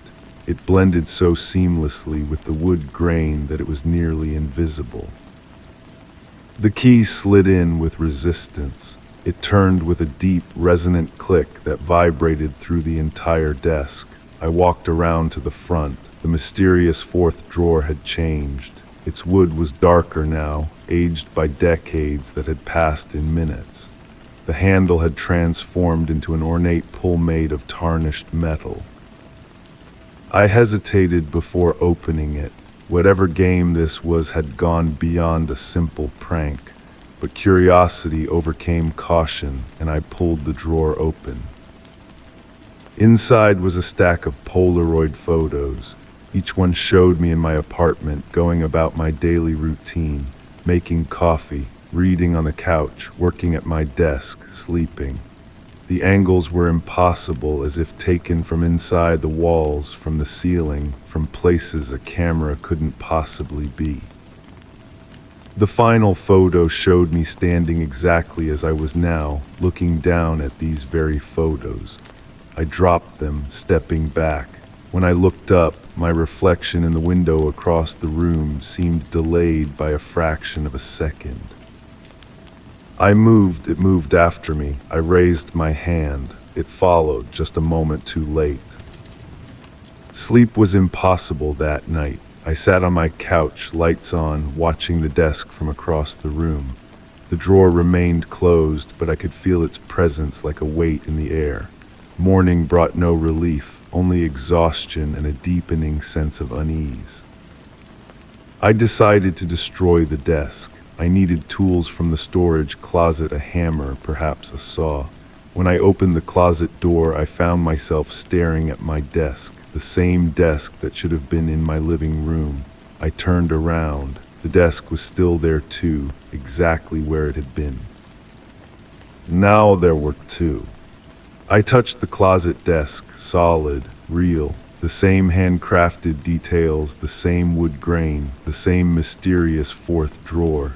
I closed the closet door, counted to 10, and opened it again. The desk was gone, replaced by my normal storage items. Back in the living room, I approached my desk cautiously. The fourth drawer was slightly open. Inside was a note written in my handwriting. It spreads through observation. You've been watching it, which means it's growing. Stop looking. Destroy it now. I grabbed my car keys, needing to leave, to think. In my car, I gripped the steering wheel and took deep breaths. The rearview mirror caught my attention. In its reflection, where the back seat should be, was my desk. I whipped around. The back seat was empty. When I returned to my apartment, determined to end this, I found the desk had multiplied again. Now there were 3 identical desks arranged in a triangle in my living room, each with 3 normal drawers and 1 impossible one. I approached the original desk, recognizing it by a small imperfection in the corner that I'd never quite sanded properly. The fourth drawer opened before I touched it. Inside was a hammer. I took it, feeling its weight, and began. The first blow sent splinters flying. The The wood cracked but didn't break as it should have. I hit it again, harder. A sound emerged from the desk, not the crack of splitting wood, but something like a moan. I continued, swinging the hammer with increasing desperation. As the wood splintered, a dark substance seeped from the cracks, thick as molasses but dry to the touch. It smelled of vinegar and copper. The other desks began to shake.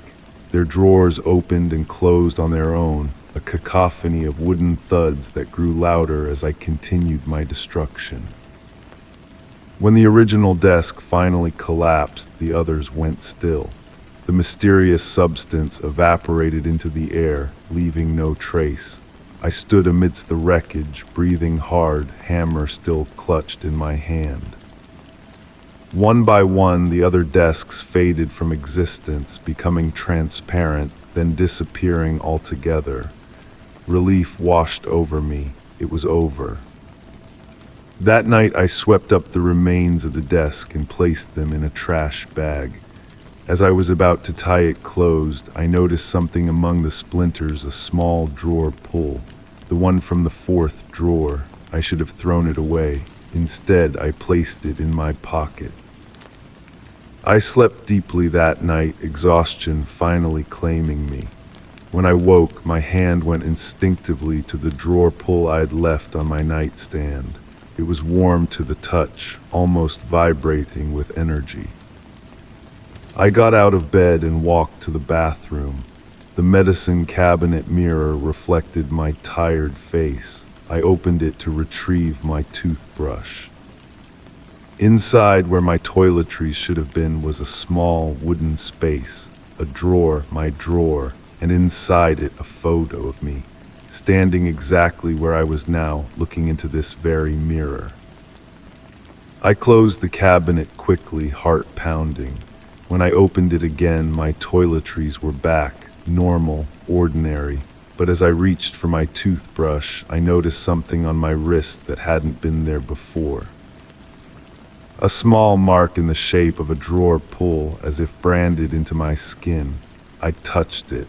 The scent of old paper and wood filled the air.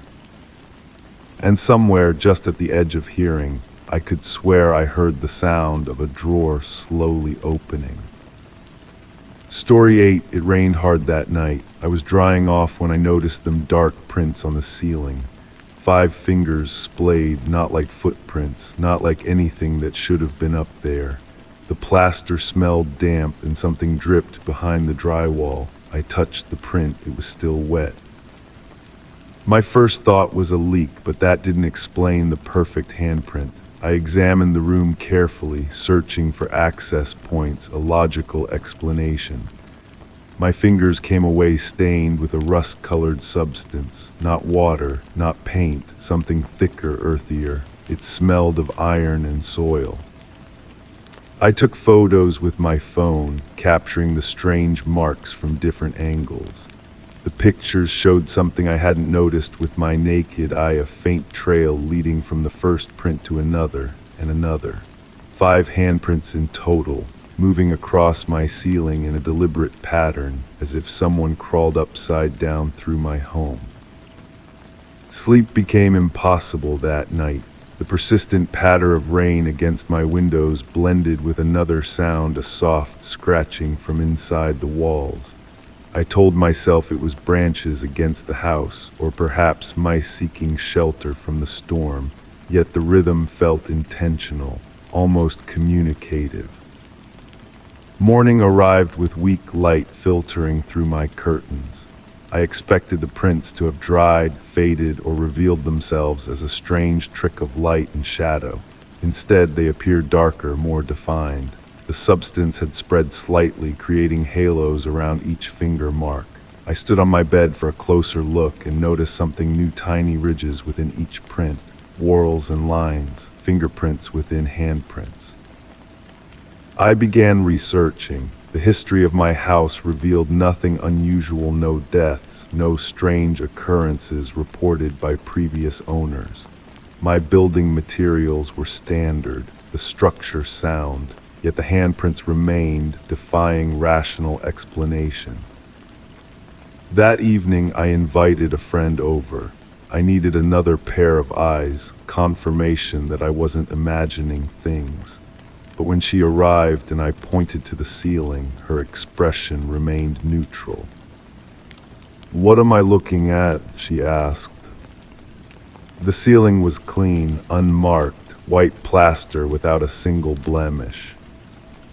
After she left, I sat alone in the center of my room, eyes fixed upward. Had I imagined it all, the stress of work perhaps manifesting as a bizarre hallucination? I almost convinced myself of this when the smell returned, damp earth and metal.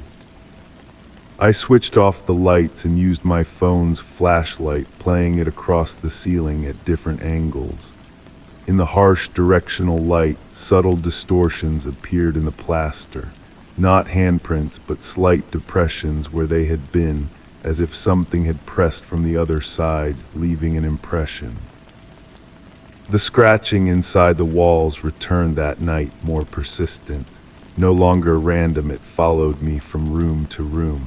When I entered my kitchen, it moved to the wall behind my refrigerator.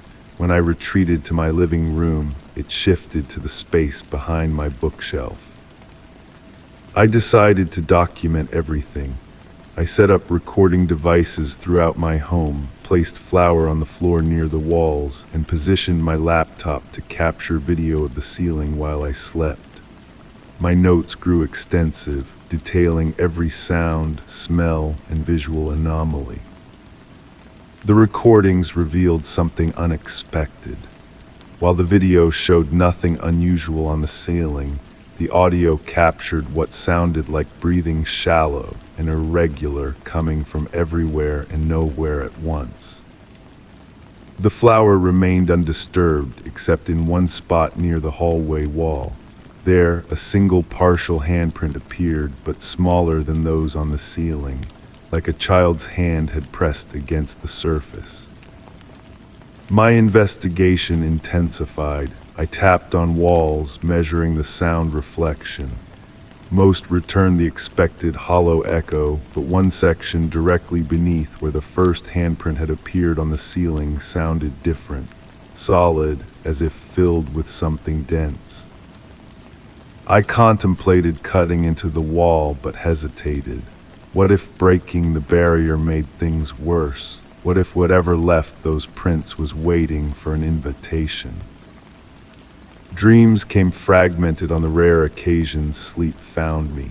In them I crawled across my own ceiling, looking down at myself sleeping below. My hands left muddy prints as I moved. The perspective felt natural, as if gravity had reversed for me alone. A week passed, the handprints would appear then vanish, never when I watched directly, always when my attention drifted. They began to form patterns, circles, spirals, and once, what looked like writing in a script I couldn't decipher. The substance evolved too. No longer just mud, it contained small fragments, bits of grass, tiny pebbles, and once, what appeared to be a fingernail. I started to notice changes in myself. My skin felt perpetually damp. Dirt collected beneath my fingernails despite obsessive washing.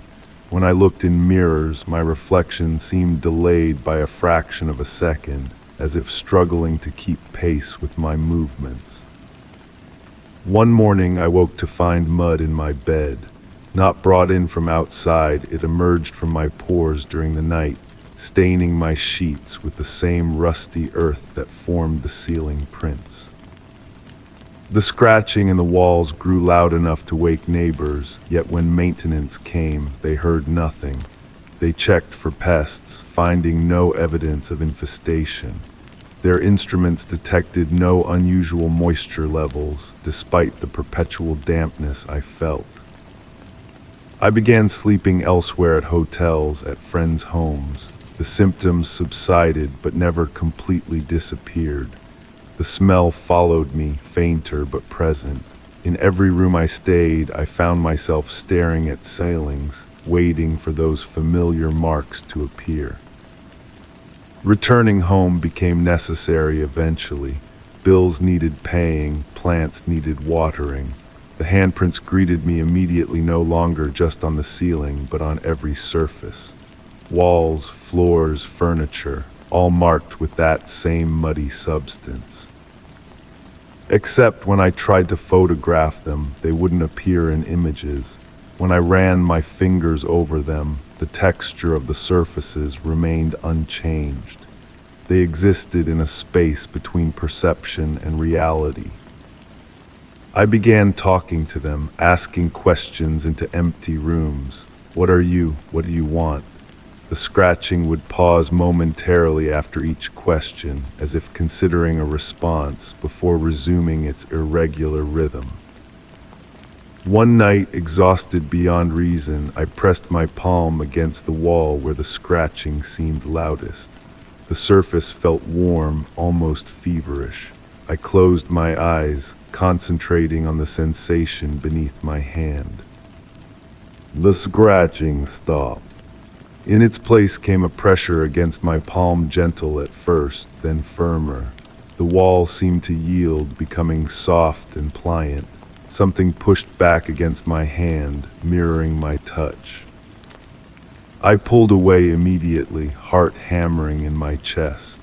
Where my hand had been, a perfect impression remained in the wall, as if the solid surface had temporarily transformed into clay. As I watched, paralyzed, the impression began to push outward. The outline of fingers emerged, then a palm. A hand the size of my own pressed through the impossible barrier, reaching into my world. Mud dripped from its fingers, splattering on my floor. The smell intensified, soil and iron and something ancient. The hand extended further, revealing a wrist caked with dark earth. I should have run. Any rational person would have fled. Instead, I stayed, watching as the arm emerged to the elbow. The skin was pale beneath the mud, unmarked by time or sun, like it had never been exposed to light. Then came the voice, not from the wall, but inside my head. Not words exactly, but impressions. Images flashed behind my eyes, darkness, confinement, pressure. The sensation of being buried alive, of earth pressing down from all sides, and longing profound, desperate longing for open space. I understood then, something was buried in my walls, not physically perhaps, but in some other way. Trapped between worlds, reaching out the only way it could. That night I made a decision. I placed my hand against the wall again, and when the other hand emerged, I grasped it. The touch was electric, neither warm nor cold, but vibrating with potential. The mud between our fingers mixed with my sweat, creating a bond. I pulled. The resistance was tremendous, as if drawing something through molasses. The arm came further, revealing a shoulder, then hair matted with earth. I pulled harder, bracing my feet against the floor. With a sound like tearing fabric, something broke free. Not a body, as I'd expected, but a shadow given substance. A silhouette made of mud and darkness that collapsed on my floor, trembling. It looked up at me with eyes that reflected nothing, pure absence where light should return. Its features shifted constantly, never settling into any recognizable form. "You're free now," I whispered, though I wasn't certain it understood human speech. It stood unsteadily, mud dripping from its amorphous form to pool at its feet. It raised a hand, now more suggestion than substance, toward my face. I remained still, allowing it to touch my cheek. The contact left a muddy print, but I didn't flinch away. Then it moved past me toward my front door, leaving a trail of diminishing footprints. Each step it took, it seemed to lose more of its substance, becoming increasingly transparent. By the time it reached the door, it was barely visible, a ripple in the air, a thought about to fade. It passed through the solid barrier without resistance and was gone. I expected relief, a sense of conclusion. Instead, I felt hollow, as if something had been taken rather than released. The handprints vanished from my home after that night. The scratching ceased. The smell of earth receded. By all measures, whatever haunting I'd experienced had ended. Yet something remained. Each morning, despite showering before bed, I wake with mud beneath my fingernails. My dreams take me to dark, confined spaces where I claw at unseen barriers. Sometimes I wake to find myself standing in corners of rooms I don't remember entering, my hands pressed against the walls. And sometimes, when I look at my reflection, I notice a slight delay, as if the person in the mirror is waiting for instruction before mimicking my movements. I've started sleeping on my floor now. I don't trust my bed anymore. Don't trust the vulnerability of lying horizontal, because sometimes when I'm drifting off, I hear new sounds above me. Footsteps pacing across my ceiling. Story 9. I was moving furniture when I nudged the bookshelf too hard it slid several inches, revealing a narrow doorway I had never seen. Inside was a small room, carpeted, furnished, lived in. The wallpaper was paling and the air was heavy with the smell of cologne and cigarette smoke. There were footprints in the dust, and a chair facing the wall, still warm to the touch. The carpet felt oddly springy beneath my feet, not like the standard rental-grade flooring in the rest of my apartment. It was worn in paths, from the doorway to the desk, from the desk to the chair, from the chair back to where I stood. Someone had walked these routes many times, but this room couldn't exist. My apartment backed up against my neighbor's kitchen. I'd helped her move her refrigerator once. I ran my fingers along the edge of the desk. A thin film of dust collected on my skin, but beneath it, the wood was polished smooth from use. A single drawer hung partially open. Inside lay a fountain pen and a leather-bound journal. The journal's cover was worn at the edges, the leather smooth and darkened from the oils of someone's hands. When I opened it, the spine cracked softly, but the pages were blank, every single one. I flipped through them again, certain I'd missed something. On the final page, a single sentence was written in tight, controlled handwriting. It notices when you watch.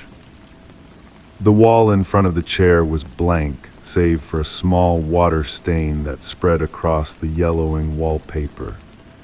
The stain formed no particular shape that I could discern, yet I couldn't shake the feeling that it shifted slightly when viewed from different angles. My rational mind insisted this was impossible. The apartment had been thoroughly inspected before I moved in. I'd measured every wall to plan my furniture arrangement. There was no room for this room. I stepped backward toward the doorway, keeping my eyes on the chair. It faced directly at the water stain, positioned like a man might sit to watch television. The seat cushion still held the impression of someone sitting there, and when I reluctantly placed my hand on the fabric, warmth spread through my palm. The door slammed shut behind me. My heart hammered against my ribs as darkness enveloped me completely. The air grew thick, making each breath a conscious effort. I fumbled for my phone, activated the flashlight, and swept the beam across the room. The chair was now facing me.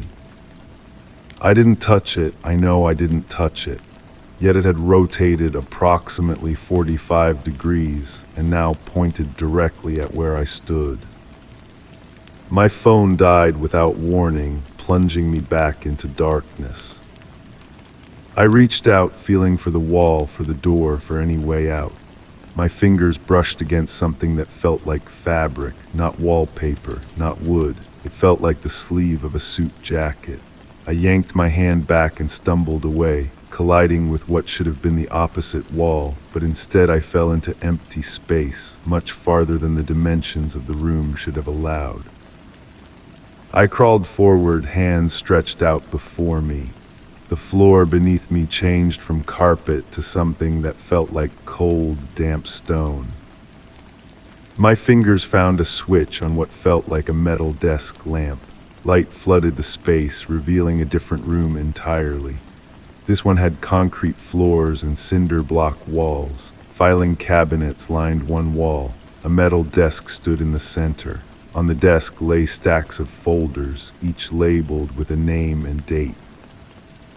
The top folder bore my name. I hesitated, then opened it. Inside were photographs of me entering my apartment building, checking my mail, sleeping in my bed. Pages of handwritten notes detailed my daily routine with disturbing precision. What I ate, when I showered, the content of phone calls they couldn't possibly have heard. The last page was a calendar with every day crossed out except for today. A telephone on the desk began to ring, old-fashioned black with a rotary dial. The sound echoed off the concrete walls, making it impossible to ignore. I stared at it, watching it vibrate slightly with each ring. I picked up the receiver. You weren't supposed to find this yet, said a voice that sounded like mine but wasn't quite right. The inflection was wrong, the pacing too measured. Who is this? I asked. You can see us now, which means we can interact with you properly. The observation phase has been terminated. I slammed the receiver down. The filing cabinet drawers began to open one by one, sliding out with slow, deliberate movements. Each was filled with folders similar to mine, hundreds of names, thousands of lives documented in obsessive detail. The lamp on the desk flickered, and in the momentary darkness, I thought I saw movement at the edges of the room. When the light stabilized, I noticed a door had appeared in the far wall. I moved toward it, navigating between the now fully extended filing cabinet drawers. The door was painted red, with a small peephole at eye level.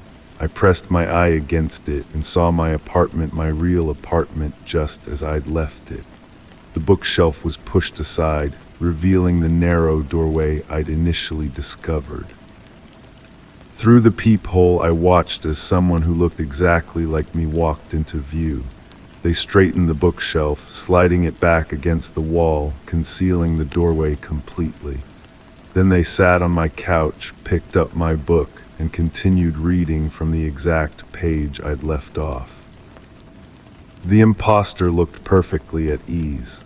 They moved with my gait, sat with my posture, even furrowed their brow while reading just as I do. I pounded on the red door, screaming for help, but the other me didn't react. They couldn't hear me. Behind me, the phone began to ring again. I turned to see the receiver hovering in midair, suspended by nothing. There's a transition period, said the voice when I finally answered.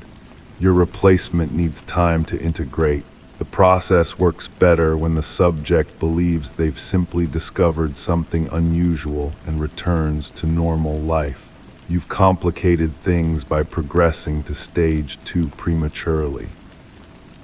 What are you talking about? What is this place?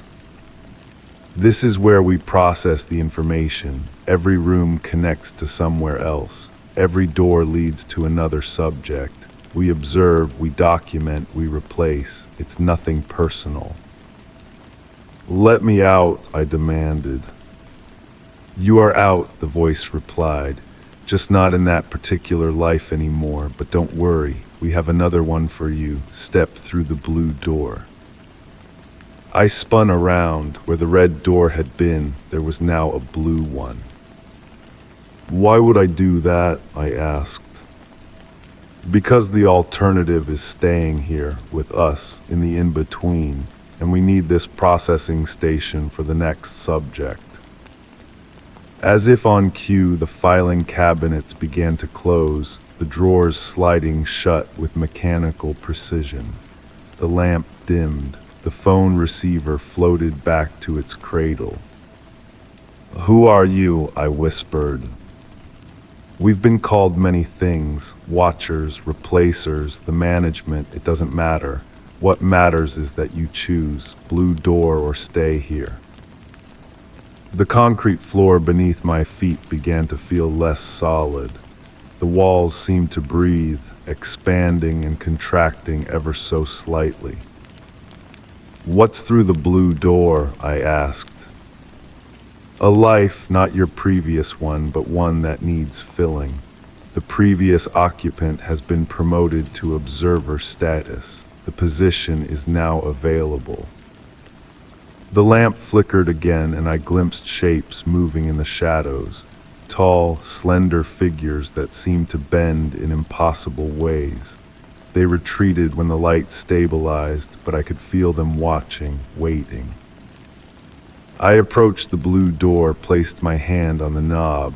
It was ice cold. "Will I remember any of this?" I asked. "Only if you need to, only if the next person finds their way in too soon. Then you'll know what to say." I turned the knob and pushed the door open.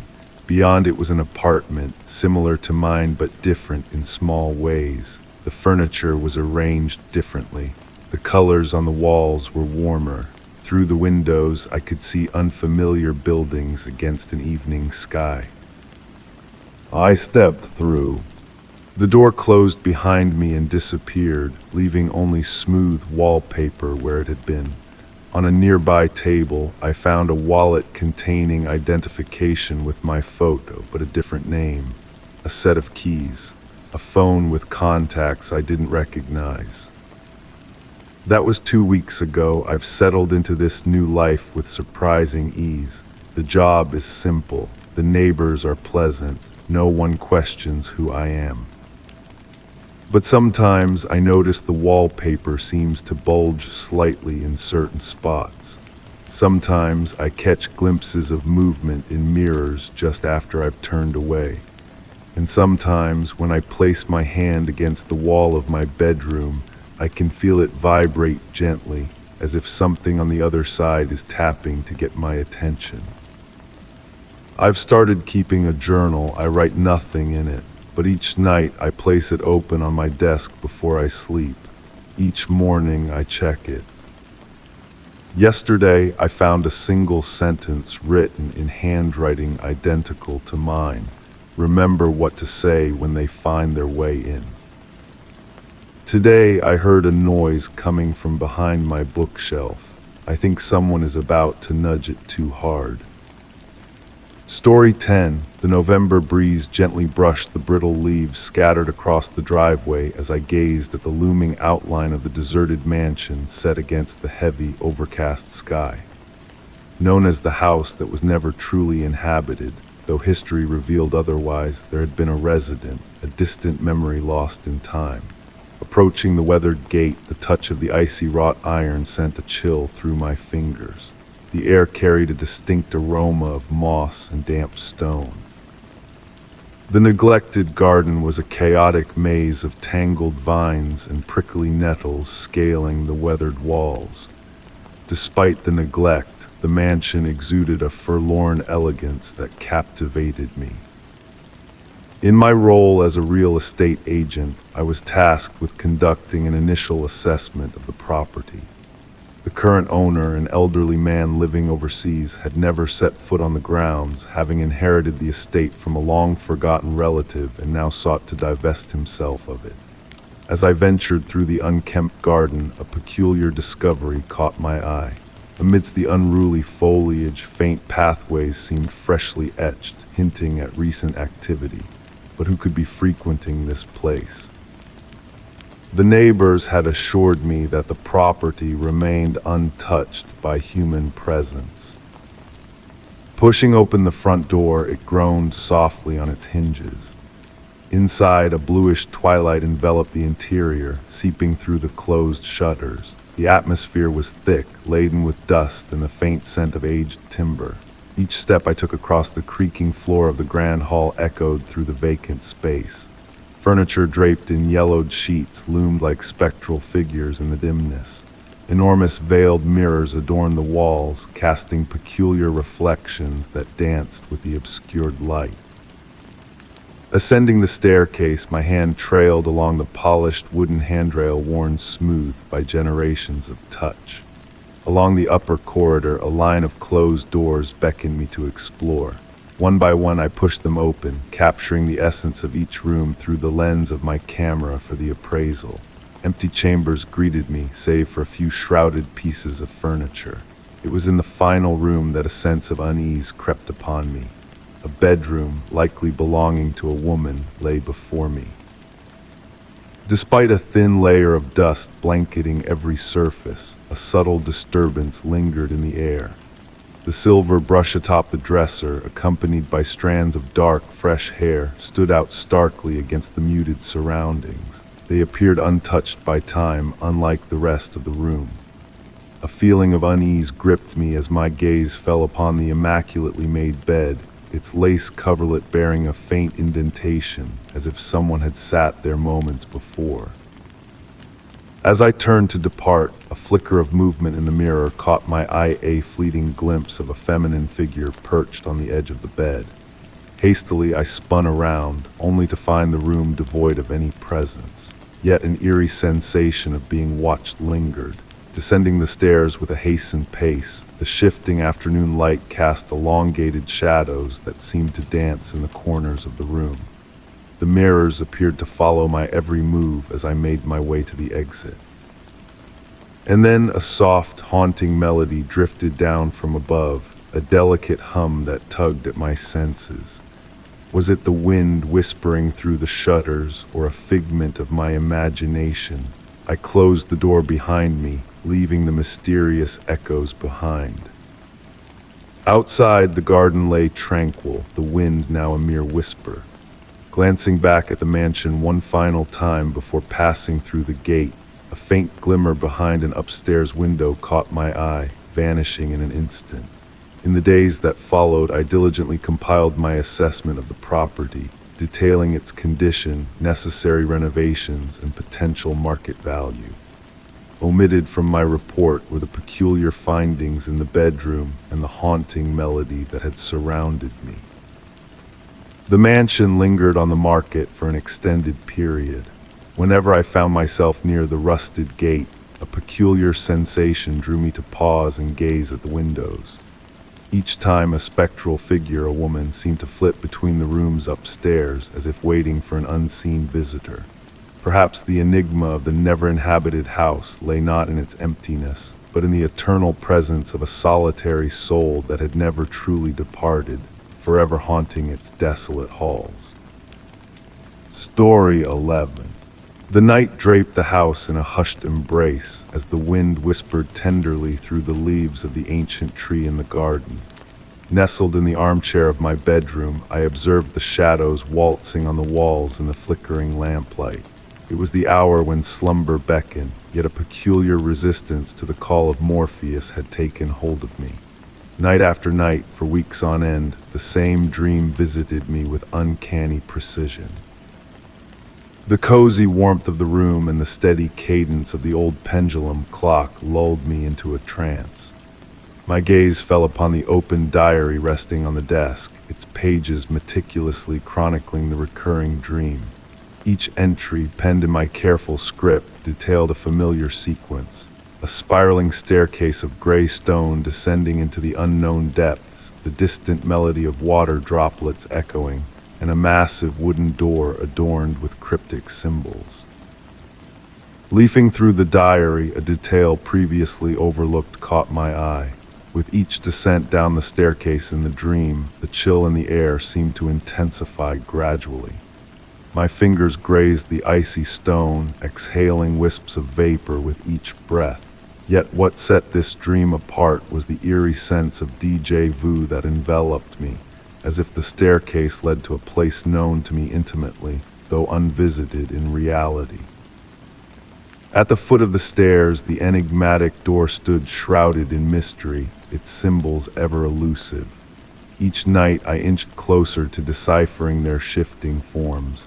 In the dream, my fingertips traced the intricate patterns, eliciting a subtle vibration that pulsed through the wood, as though the door itself held a breath of life. That evening, as I readied myself for bed, a peculiar object caught my attention in the room. Nestled beside the lamp on the nightstand lay an ancient bronze key, its embellishments oddly reminiscent of the symbols adorning the dream door. The weight and chill of the key in my hand startled me, its presence a riddle unsolved, yet it felt as though it had always belonged in my possession. Drifting off to sleep, a sense of anticipation tingled in the air. The dream unfurled as usual, the spiral staircase, the haunting drip of water, the icy tendrils of air with each step. But this night held a promise of change. As I reached the door, the key pulsated faintly in my grasp, harmonizing with the engraved symbols. With trembling hands, I inserted the key into the hidden lock. A soft, melodic click resonated as the mechanism turned, unveiling not another chamber, but a mirror reflecting the staircase behind me. In the mirrored image, the steps ascended instead of descended. Startled awake in my room, the first light of dawn filtering through the curtains, the key still nestled in my hand, now pulsing with warmth, almost sentient. On the open diary lay a new page, inscribed not in my hand. The characters, akin to the symbols on the dream door, undulated like waves on an inky sea. Since that fateful night, the dream has not revisited me. The key rests on the nightstand, its subtle vibrations occasionally stirring on silent nights. I ponder what awaits atop the mirrored staircase and whether courage will one day guide me upward. For now, I am content to observe the dancing symbols in the diary, weaving a tale in the dead of night, a story perhaps not yet meant for my understanding.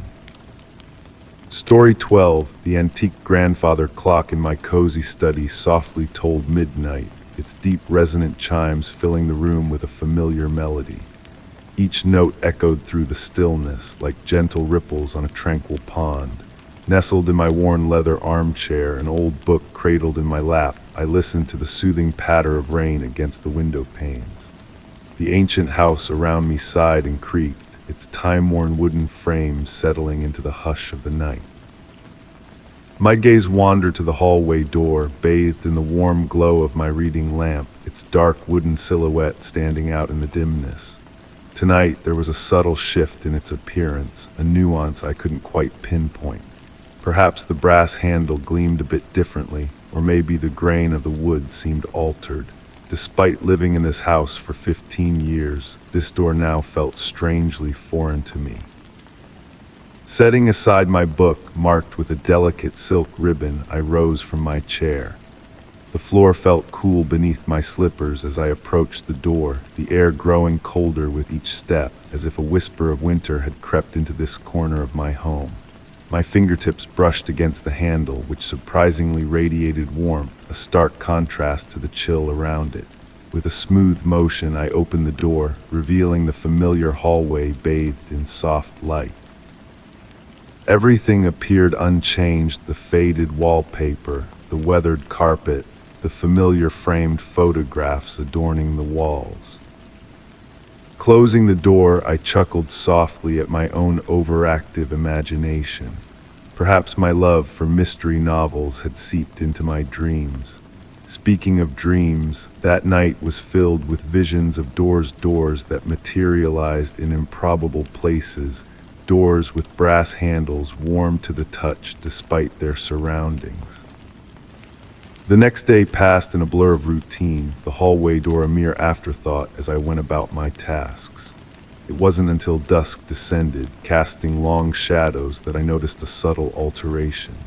The door's hue appeared lighter, as though aged by decades overnight. The brass handle now bore a patina I hadn't seen before. Intrigued, I scrutinized the door with a photographer's eye for detail. The wood was undeniably different, with a lighter tone and an unfamiliar grain pattern. Even the hinges had transformed from black iron to a burnished copper hue. Yet, upon opening the door, the hallway beyond remained unchanged. Night after night, the door underwent gradual metamorphoses. Sometimes it seemed older, sometimes newer, with the handle shifting or the frame gaining intricate carvings. I meticulously chronicled these changes in a journal, capturing each shift with precise sketches and detailed descriptions. Strangely, the door never changed while under my direct gaze. It was during the witching hours, when the house slumbered and my focus wavered, that these transformations unfolded. One evening, determined to uncover the mystery, I kept a vigilant watch over the door. Positioned in my armchair with a pot of steaming tea by my side, I observed as the hours slipped by. The grandfather clock marked the passage of time with its rhythmic ticking, my eyelids growing heavy but my resolve unyielding. At 3:17 a.m., a flicker of darkness swept through the room, accompanied by a subtle shift in the atmosphere. When the light steadied, the door had changed once more. The warm oak had transformed into rich mahogany, adorned with delicate silver inlays that seemed to dance in the lamplight. Intrigued, I approached, my hand hesitating before the crystal handle, a departure from its previous brass form. A soft hum pulsed in the air around the door, a lingering vibration akin to a distant bell tolling. Then a startling realization struck me: the door bore no keyhole, a feature it had always possessed in my memory. Frantically, I searched my journal for any mention of the keyhole, only to find none. Had I overlooked such a fundamental detail, or was something more mysterious at play? The question lingered like a half-remembered dream, teasing the edges of my consciousness. Now each evening finds me pondering that enigmatic door and its nightly transformations. Sometimes I catch fleeting glimpses of alternate hallways beyond, with different decor and unfamiliar photographs. Yet whenever I open the door, it remains unchanged, revealing only my familiar hallway. I've toyed with the idea of rearranging the photographs to test the reality of my surroundings, but an unspoken caution holds me back. There is a wisdom in the silence, a knowing that cautions against delving too deeply into the space between perception and truth.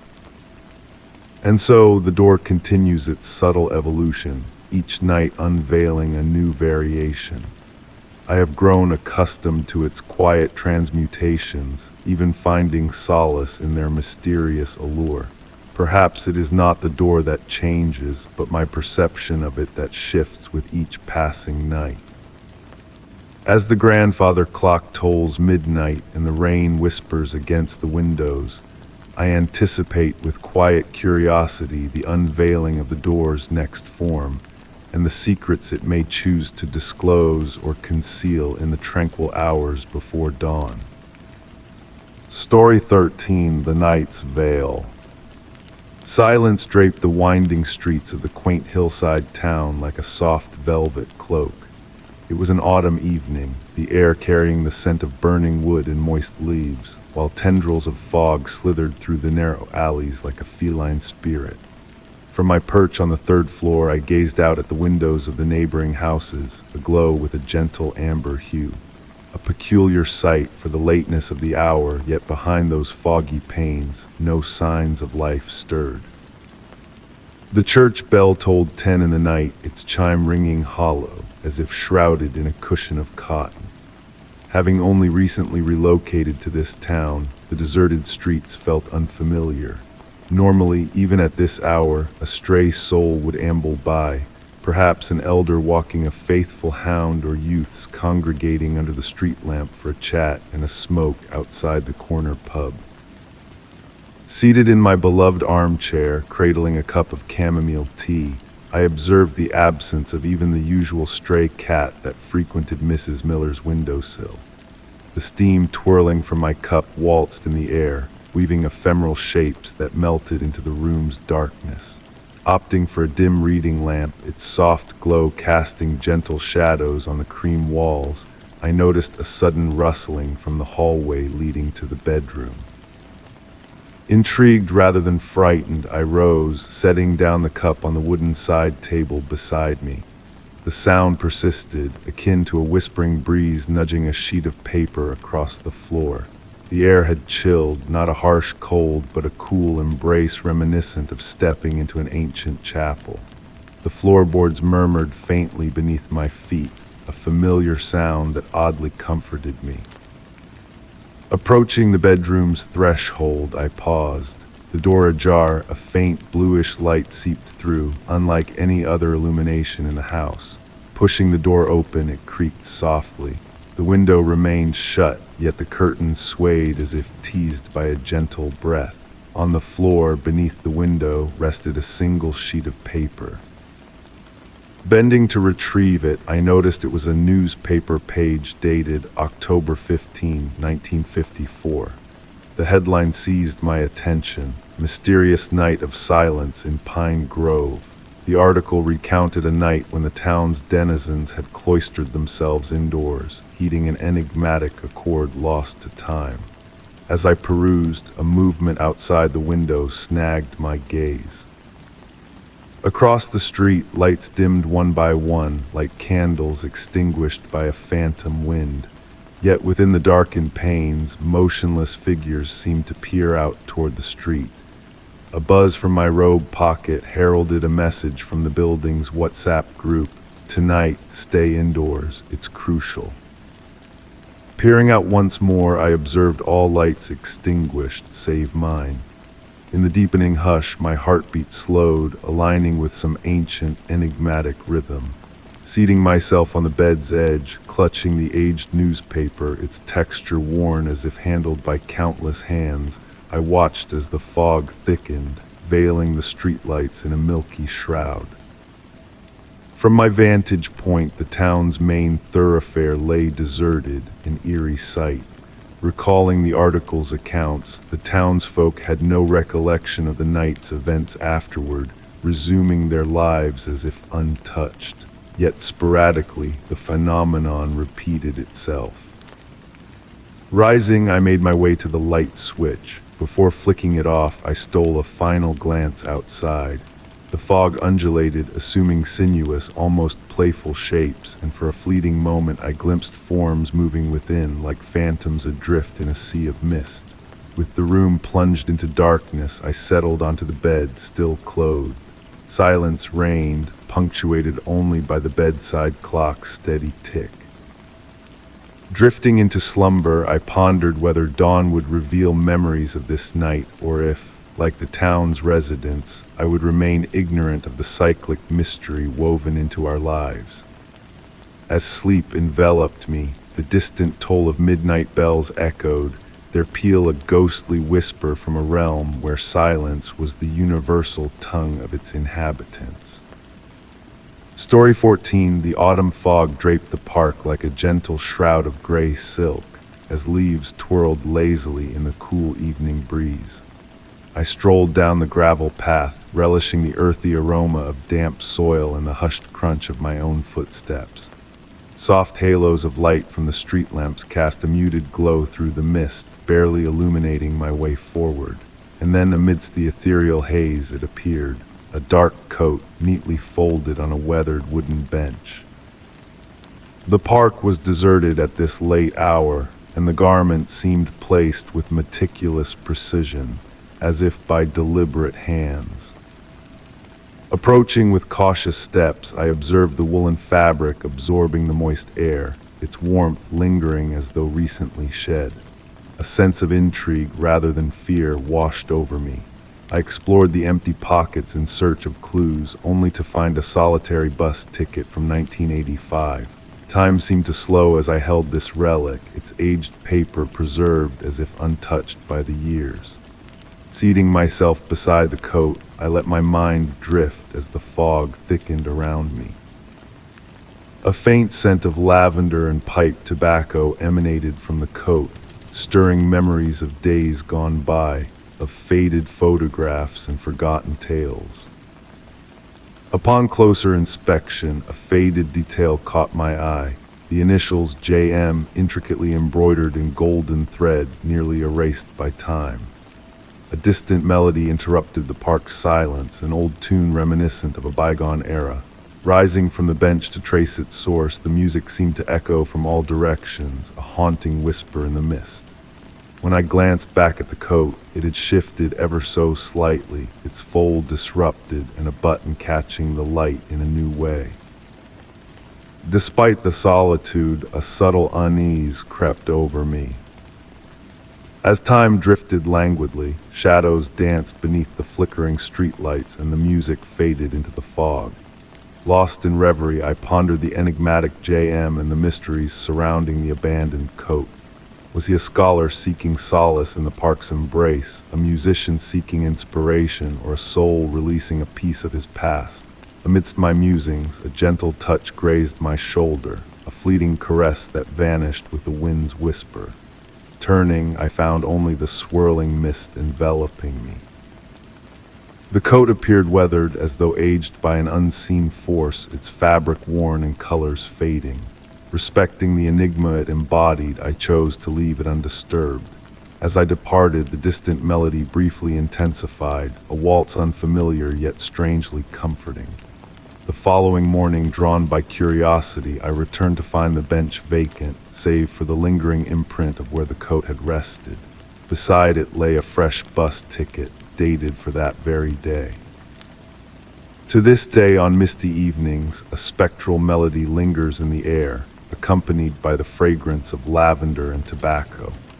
Sometimes, amid the play of light and shadow, I catch a glimpse of an elegant figure strolling through the park, only to have it dissolve into the rustling leaves. The mystery of JM and his coat remains a whispered tale in the fog, a dreamlike enigma that dances on the edge of memory, forever elusive yet strangely familiar.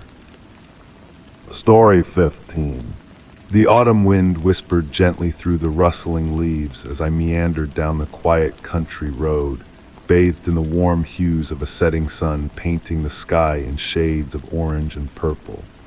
The GPS had long given up its guidance, but I felt no concern in my heart. This familiar area held me in its embrace, or so I thought. The dirt road wound its way gracefully between hills adorned with bare vineyards, a tranquil symphony of nature enveloping me. A crack in the window welcomed in the crisp air, carrying with it the earthy fragrance of damp soil and fallen leaves. In this fleeting moment, time seemed to stretch and linger, inviting me to cherish each passing second. Turning right at the weathered wooden sign, a peculiar realization dawned upon me. This road did not align with my mental map of the region. Pausing to collect my thoughts, the elongating shadows cast intriguing shapes amidst the trees that bordered the path. The asphalt under my tires felt unnaturally smooth, devoid of the wear and tear expected of a forgotten country lane. No blemishes marred its surface, only a pristine ribbon disappearing into the encroaching twilight mist. The dance of dead leaves in the air seemed to move in slow motion, as if the essence of time had slowed its pace in this secluded realm. Pressing onward at a cautious pace, my curiosity heightened with each passing moment. The trees flanking the road appeared ancient and twisted, their intertwined canopies forming a natural tunnel through which the fading light filtered delicately. In the distance, faint lights flickered like out-of-season fireflies, gracefully weaving between the tree trunks before vanishing into the shadows. The silence enveloped me like a comforting cloak, broken only by the gentle hum of the engine and the whisper of leaves stirred by the breeze. As I ventured forth, a subtle transformation seemed to envelop the road. The boundaries blurred as if painted by an unseen brush. The shadows deepened, yet not menacingly so. Reality itself seemed to soften, its sharp edges melting into a dreamlike haze. Suddenly a glint caught my eye. An ancient brass mailbox stood by the roadside, its impeccable condition belying its age. Adorned with an intricate compass rose engraving, it exuded an inexplicable warmth as I reached out to touch it, contrasting the cool evening air. The road continued its gentle meander, revealing increasingly curious details. Dimly glowing milestone stones lined the edge, emitting a soft light seemingly from within, casting an ethereal glow. The sky overhead held a hue beyond description, a color unique to this forgot enclave. Stars timidly emerged, yet even they appeared unfamiliar, as though glimpsing a sky from another realm or time. After what felt like both an eternity and a fleeting moment, I arrived at the crest of a hill, the road opening into a circular clearing paved with ancient stones. At its heart, an aged lamppost bathed the space in a welcoming glow. Stepping out of the car into the eerily still air, time itself seemed to hold its breath in anticipation. From this vantage point, the distant city lights appeared distant and foreign, separated by an invisible veil from this enigmatic reality. Observing the scene before me, I noticed the road I had traversed had transformed. No longer modern asphalt, it now consisted of weathered stones worn by the passage of time. Yet mere moments ago, I had driven on a different surface entirely. Retreating to my car, I retrieved the road map from the glove compartment. Bathed in the lamppost's light, I scrutinized every detail, confirming my suspicion this road existed solely in this ethereal realm. Folding the map, a sudden gust of wind caused it to tremble in my grasp. For a fleeting moment, golden lines seemed to materialize on the paper, tracing a faintly glowing path before fading away. Blinking in disbelief, the vision dissipated, leaving me to linger in this surreal oasis a while longer, basking in its tranquil aura. When the time came to depart, I noticed the lamppost had extinguished its warm glow. The road ahead lay shrouded in darkness, yet an unspoken assurance guided me homeward. Driving towards the city lights, I stole glances in the rearview mirror. The lamppost had rekindled its light, growing dimmer as I distanced myself. A golden shimmer danced in the air, as if a sprinkle of stardust adorned the path that defied cartographic existence. In the days that followed, I embarked on numerous quests to rediscover that mysterious road. Hours drifted by as I navigated the countryside, exploring every fork and trail in search of the elusive path. Yet like a dream upon waking, that singular road with its solitary lamppost and luminous stones eluded me, vanishing into the ether. The sole remnant of my sojourn was a faint golden trace on my aged map, revealed only in a certain light, a clandestine secret waiting to be unveiled. Story 16. The rain whispered its gentle lullaby against the windows of the cozy establishment, a soothing melody that harmonized with the soft clinking of cups and the murmurs of the few lingering patrons. Seated at the bar counter, I observed the play of dim lights pirouetting on the polished surface of the dark wood. Jack, the bartender, moved with deliberate and almost hypnotic grace as he polished glasses, his gaze holding a newfound depth that intrigued me, a nuance I had never before perceived in my daily visits. His hands, usually steady and precise, betrayed a faint tremor as he placed my customary lavender tea before me. The delicate fragrance of lavender mingled with the rich scents of coffee and aged wood, weaving a tapestry of comforting aromas in the air. Jack's eyes darted discreetly towards a shadowed table in the farthest corner of the bar, where a solitary figure sat motionless, blending into the scenery like a silent sentinel. Approaching with measured steps, Jack refilled my cup, his voice carrying a subtle tension as he inquired if I desired anything more.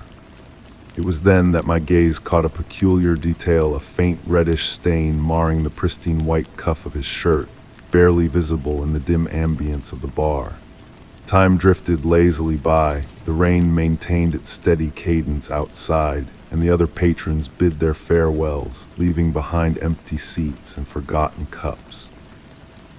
Only the enigmatic figure in the corner remained, an enigmatic presence immersed in stillness, as if poised for an unseen event.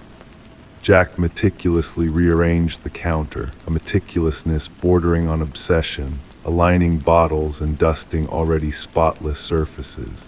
A growing unease permeated his movements, while the pendulum clock's steady ticking underscored the passage of moments. A hidden curiosity stirred within me as I noticed a weathered notebook peeking from beneath the counter, nestled amidst the bottles. Jack, momentarily occupied with the final customer, unknowingly unveiled the yellowed pages, revealing meticulous handwriting detailing names, dates, and places in meticulous order. Yet it was the cryptic entries on the last pages that seized my attention, an array of nonsensical numbers accompanied by intricately drawn symbols. The sound of approaching footsteps drew my focus upwards, the enigmatic figure now rising from their secluded table and making their way towards the exit. A charged exchange of glances ensued between them, and Jack a fleeting moment brimming with palpable tension. A subtle nod from the bartender, and the mysterious stranger vanished into the veil of the rainy night. Returning to his duties, Jack's demeanor bore a subtle shift, his hands, once steady, now trembling faintly as he stowed away the glasses. His gaze appeared distant, lost in contemplation, as if grappling with memories either cherished or buried. As I readied myself to depart, Jack halted me with a gentle gesture. In a hushed tone, he spoke of the burdens borne by bartenders, the weight of secrets that begged to be shrouded within the sanctity of these walls. A silence lingered, pregnant with unspoken truths, as he hinted at the possibility of sharing a tale the following day, his weary smile failing to reach his eyes. Stepping out into the night cloaked in darkness and the pitter-patter of raindrops, I stole a final glance through the bar's window. Jack resumed his meticulous routine, a facade of normalcy cloaking the enigma that lay beneath. The dimming lights cast elongated shadows across his wearied features, as the notebook remained nestled among the bottles, a taciturn witness to untold mysteries. The secrets veiled within the establishment's confines beckoned a pondering of the countless narratives concealed behind bar counters, the silent sentinels akin to Jack, guarding truths too weighty to divulge. The enigma of such tales lingered in the night, obscured by the soothing patter of rain, whispering promises of slumber amid the starless expanse. Story 17. In the hush of the night, my footsteps reverberated through the ancient wooden corridor. Each step echoed softly, blending with the gentle patter of raindrops on the window panes. A sweet fragrance lingered in the air, reminiscent of aged wood and weathered paper. I paused before the door at the hallway's end, leading to a room untouched for months. The lock shimmered faintly in the dim lamplight, beckoning my gaze. I vividly recalled locking it last, turning the key thrice and testing the handle, a ritual of reassurance. Yet that evening, an unfamiliar aura enveloped the door. The air felt chillier, a fine layer of dust gracing the brass handle in delicate patterns that drew me in. As I drew nearer, the dust revealed concentric circles, an enigmatic design etched by an unseen hand. The door's surface emitted a subtle warmth, a curious sensation within the sealed room's cold confines. Placing my palm against the wood, I discerned this peculiarity. I leaned in, listening intently. Amidst the profound quiet, a faint sound akin to slumbering breaths teased my senses. Retrieving the key from my robe's pocket, its warmth surprised me. With deliberate care, I inserted it into the lock, striving for silence. Though the key slid in effortlessly, turning it proved resistant, as if altered from within. My heart quickened, not with dread, but with a blend of intrigue and anticipation, akin to the brink of revelation. Attempting the key's turn in the opposite direction, it yielded smoothly, a delicate click breaking the silence.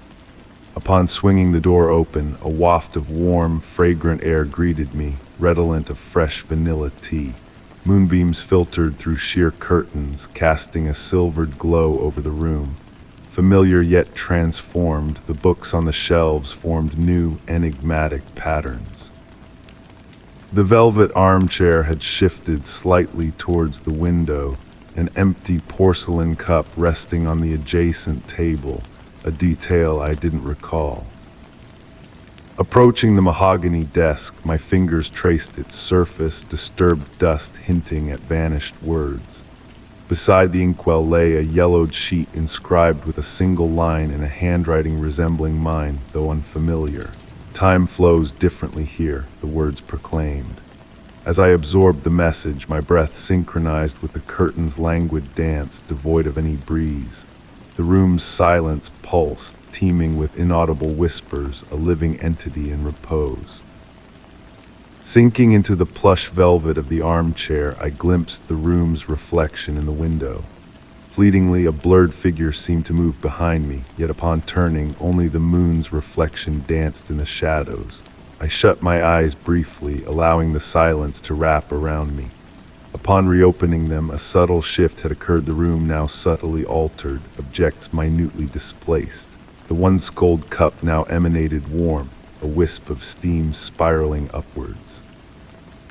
Rising from the armchair, I bore the weight of enigma that pervaded the room. Moving towards the door, my footfalls were soundless against the wooden floor.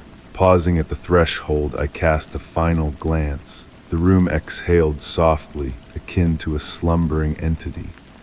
Gently shutting the door and turning the key, the conclusive click resonated like a lullaby in the hallway's quietude. Since that night, a hint of vanilla tea lingers by the door, accompanied by the whispered rustle of pages turned by unseen hands. Though the room remains unopened, its clandestine existence persists, safeguarding mysteries best left undisturbed in the sanctity of silence.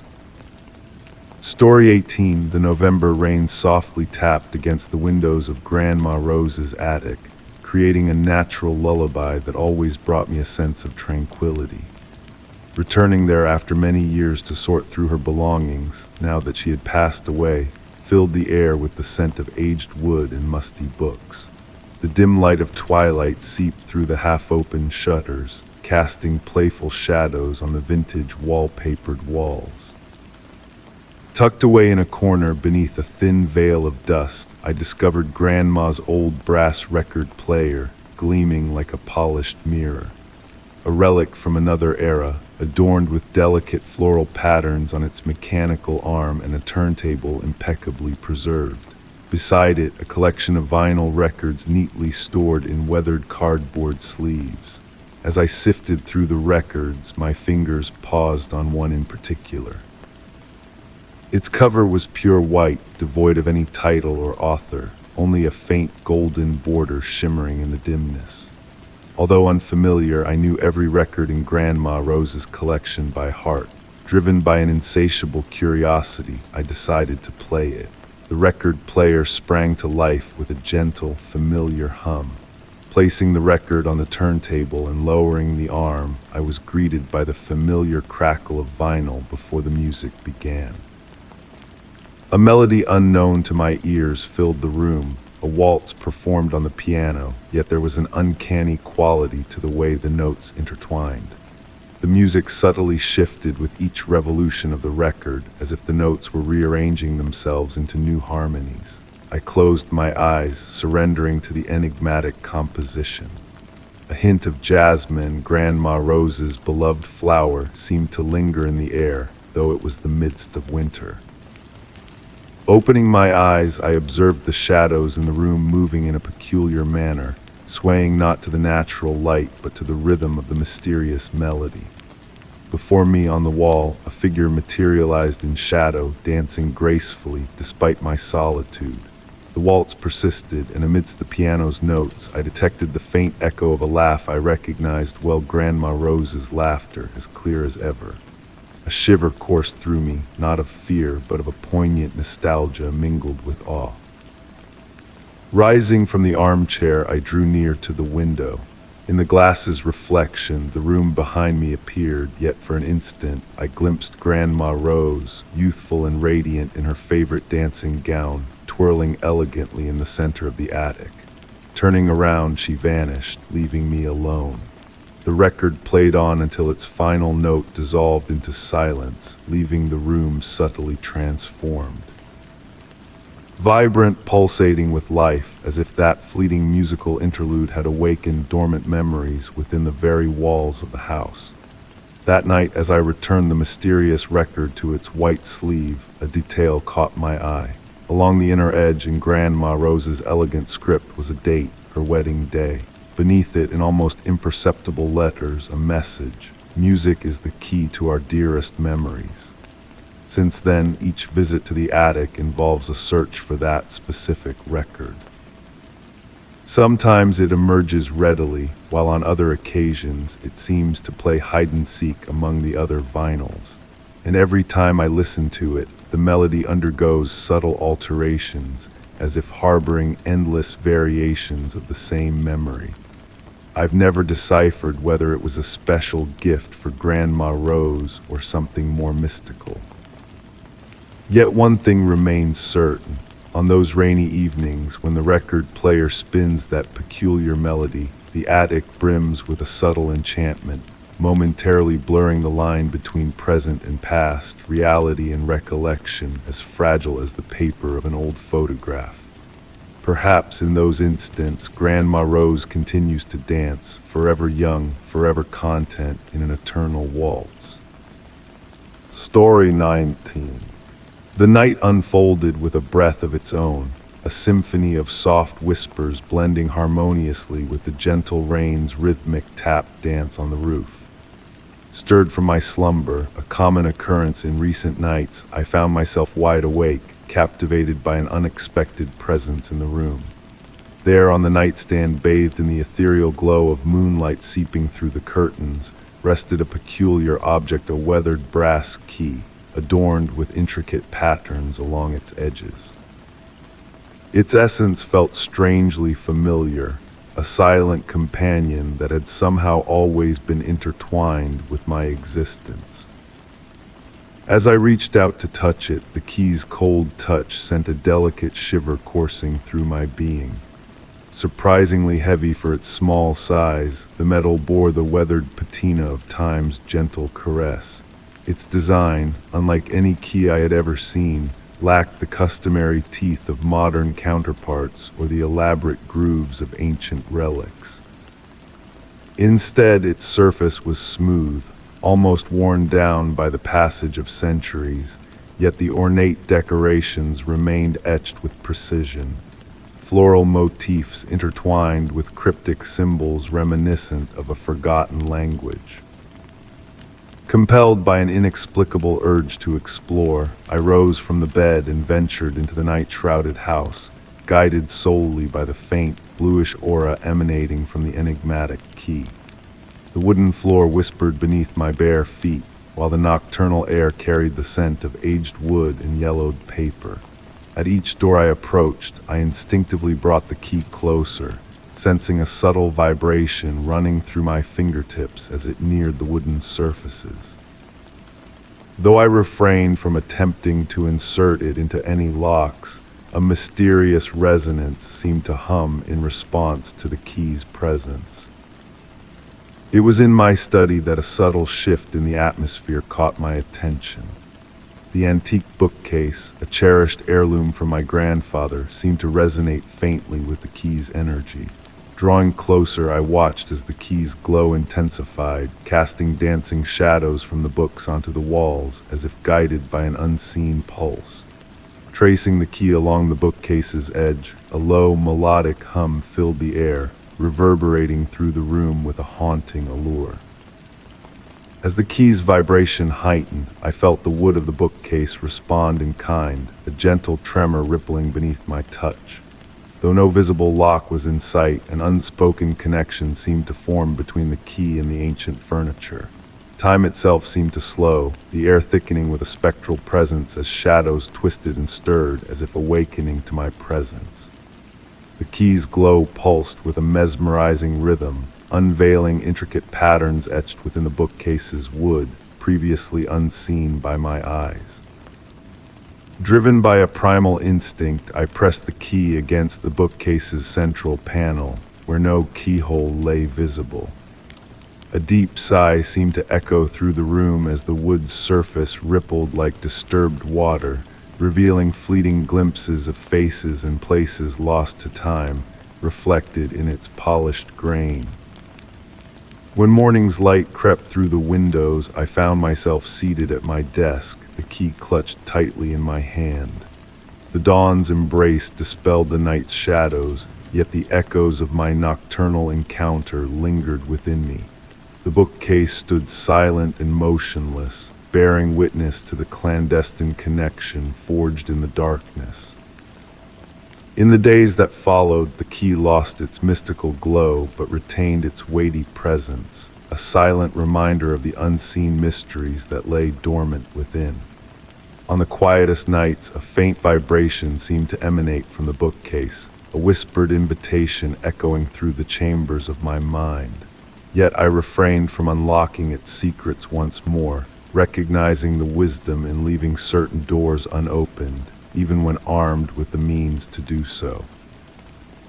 Now the key rests within the confines of my writing desk, cradled in a soft embrace of black velvet. In moments of profound silence, its siren call beckons, prompting contemplation on the enigmatic bond that brought us together. I ponder whether it was I who found the key, or if in a twist of fate the key sought me out, drawn by forces beyond comprehension. And in the hush of night, I am left to wonder what other mysteries lie concealed within a key that bears no lock.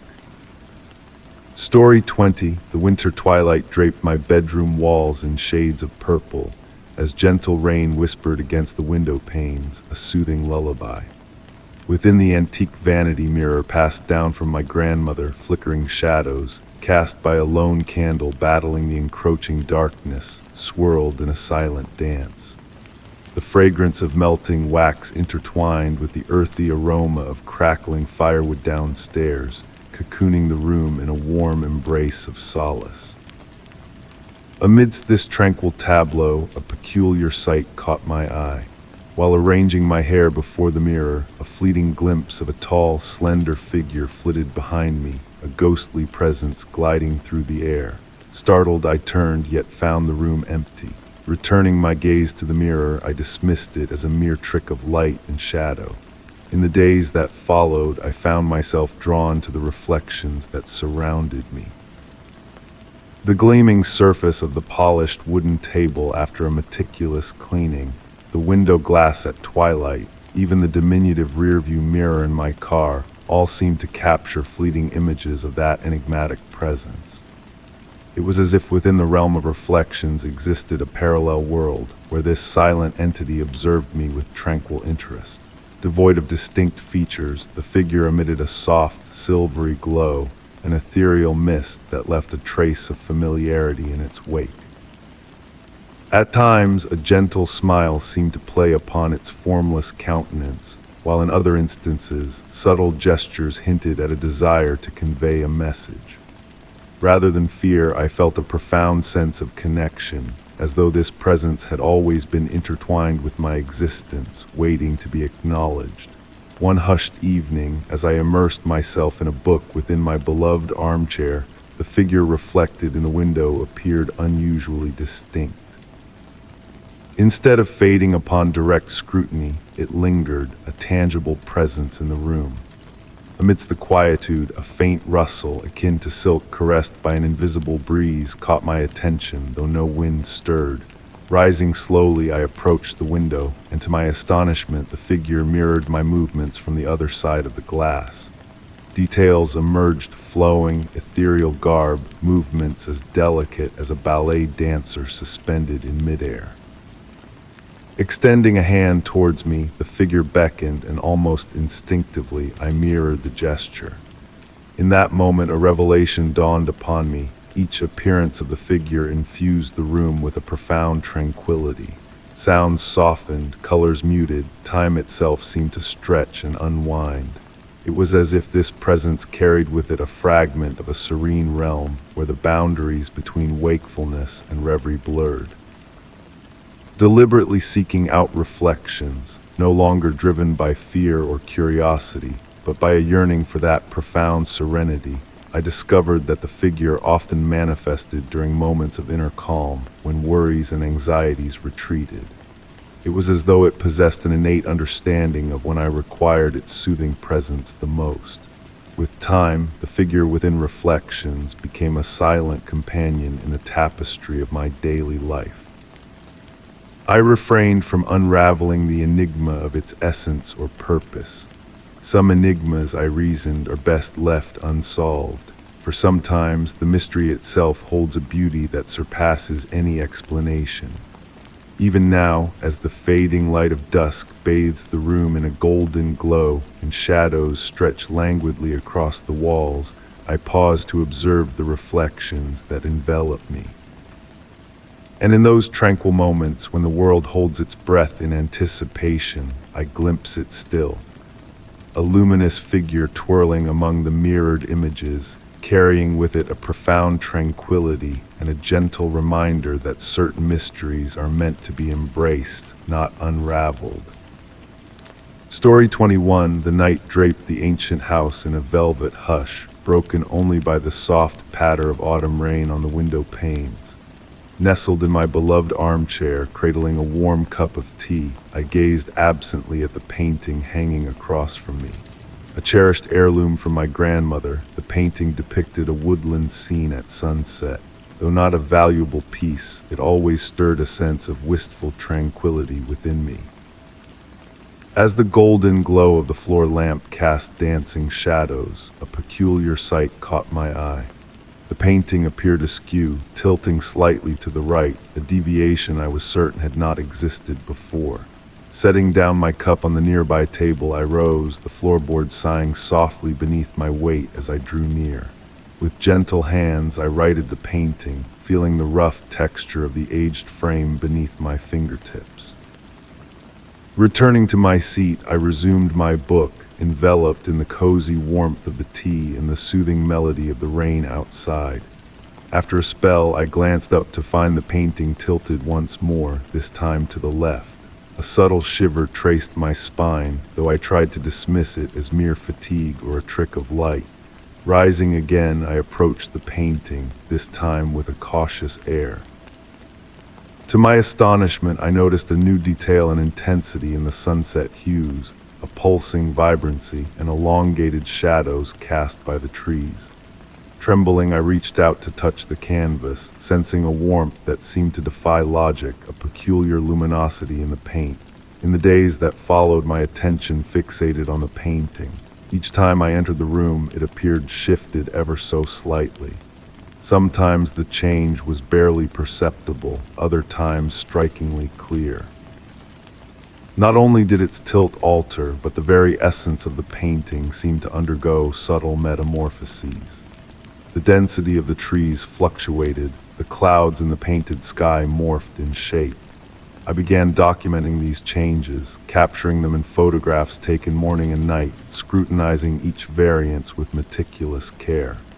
In the painted woods, ephemeral details emerged and vanished, a nest among the branches, a hidden glade, a faint trail that materialized out of thin air.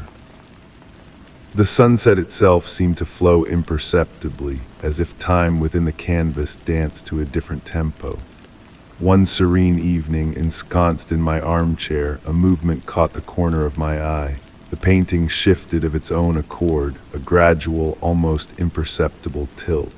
Curiosity mingled with a surreal calm, replacing fear as I approached the painting once more.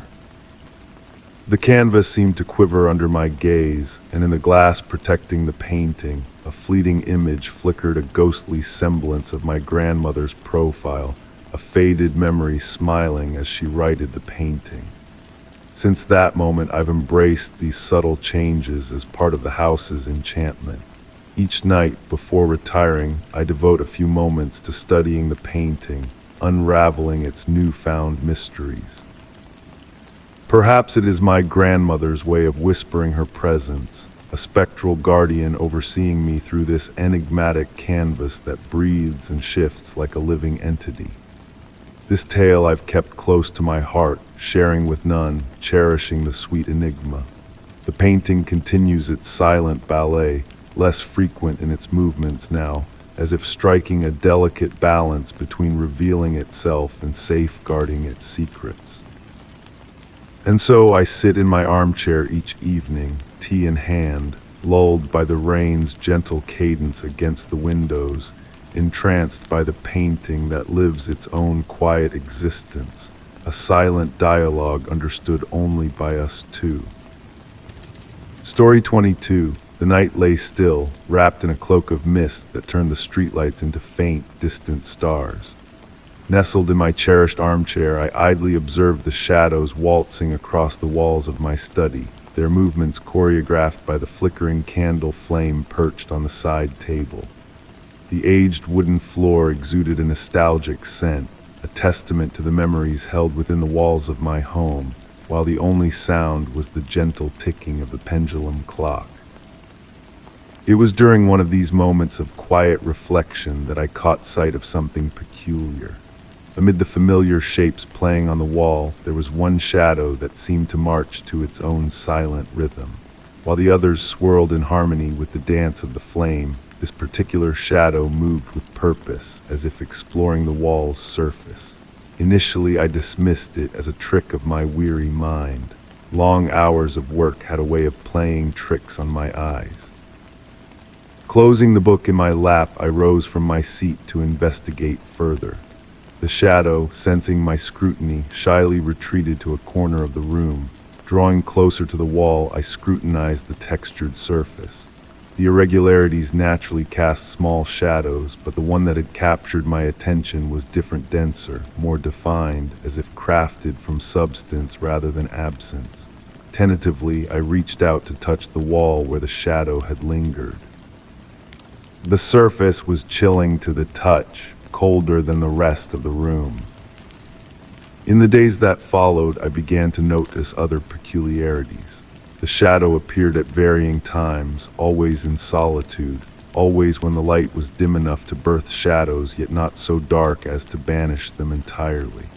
Sometimes it manifested in the hallway, other times in the kitchen, but always with that same inquisitive and almost bashful demeanor. One evening, while seated at my desk engrossed in writing, I felt a presence behind me.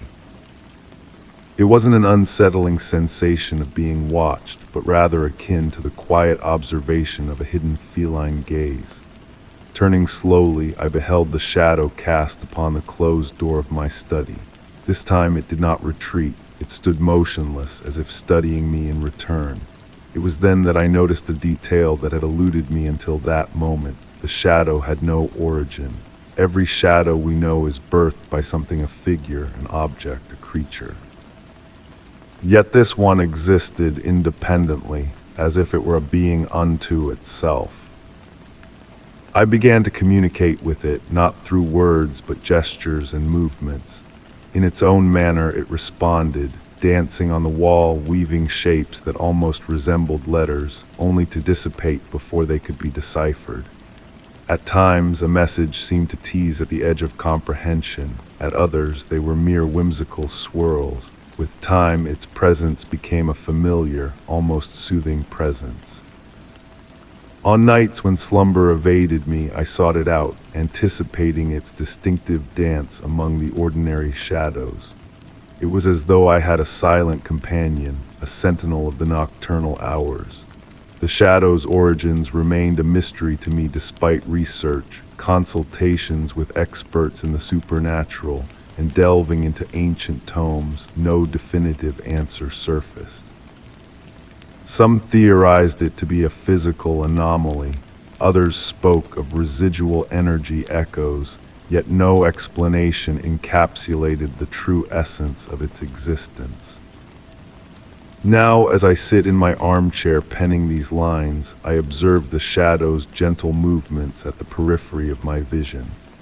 It has melded into the fabric of my daily existence, an enigma I have embraced without complete understanding. I often ponder if it too, questions my essence, if I am as much a riddle to it as it is to me. The candle on the side table flickers, its flame nearing its end, signaling the impending departure of the shadow into the embrace of total darkness, only to reappear when a fresh light births the space necessary for its presence. And I shall remain here, awaiting its return, engaged in this silent exchange between a man and a formless shadow. Story 23, the gentle wind whispered through the night, carrying the fragrance of moist soil and night-blooming blossoms. Nestled in my cherished armchair, I tuned into the rhythmic breath of the ancient house enveloping me. The aged wooden beams emitted soft groans, as if harboring tales of yore within their very fibers. And in that tranquil moment, a delicate sound reached my ears, a steady, measured thud emanating from the upper hallway. A noise akin to a door knocker swayed by the breeze, yet peculiarly regular, almost trance-inducing. The soft glow of the reading lamp cast flickering shadows on the wallpaper, conjuring shapes that seemed to dance with a life of their own. Setting down my book, I remained motionless, fixating on that persistent sound. It wasn't intrusive, rather it held a melodic quality in its consistency. Rising languidly, my slippers sinking into the plush Persian rug, I gravitated towards the staircase. Ascending the time-worn wooden steps, each one elicited a faint sigh, as though the house itself responded to my inquisitiveness. The thudding persisted, unwavering in its tempo, beckoning me along the dimly illuminated corridor where moonbeams filtered through the tall windows. Upstairs, the air carried a coolness and a faint aroma of aged timber and beeswax. Pursuing the sound, I reached the weathered library door. Shut tight as always, yet the brass knocker continued its rhythmic reverberations against the solid oak. There was no wind. The windows in the hallway were all tightly shut. Mesmerized, I observed the hefty knocker sway autonomously, as if an invisible force manipulated it with infinite patience. Approaching cautiously, almost entranced by its steady motion, the sound grew clearer, unveiling a subtle shift in rhythm, as if tracing an enigmatic musical pattern beyond my grasp. Extending my hand to the brass handle, sensing the chill of the metal beneath my fingertips, polished by generations of hands. Though unlocked, the door resisted my efforts to open it. Unobstructed, yet it felt as though something on the other side gently held it shut. The knocker persisted in its dance, indifferent to my presence, as though enacting an age-old ritual. Settling on the floor, leaning against the wall beside the door, I surrendered to the hypnotic beat. Time slipped away as I lingered in that posture, attuned to the thudding that seemed to narrate a silent tale. Gradually, my eyelids drooped as my thoughts meandered through veiled recollections of ancient libraries and forsaken tomes. The sound melded with my breath, with my pulse, blending into the natural rhythm of the night. Upon reopening my eyes, dawn had begun to bathe the hallway in a faint light. The knocker lay still, silent as though it had never stirred. Rising slowly, my limbs tingling from the hours spent on the floor, this time the door yielded to my touch without resistance. Within the library, everything stood as I had left it the day prior, each volume in its appointed spot, dust undisturbed in the morning haze. Yet upon the antique desk, bathed in the first rays of sunlight, lay an open book I had no recollection of placing there, its pages pristine blank as if awaiting a storyteller.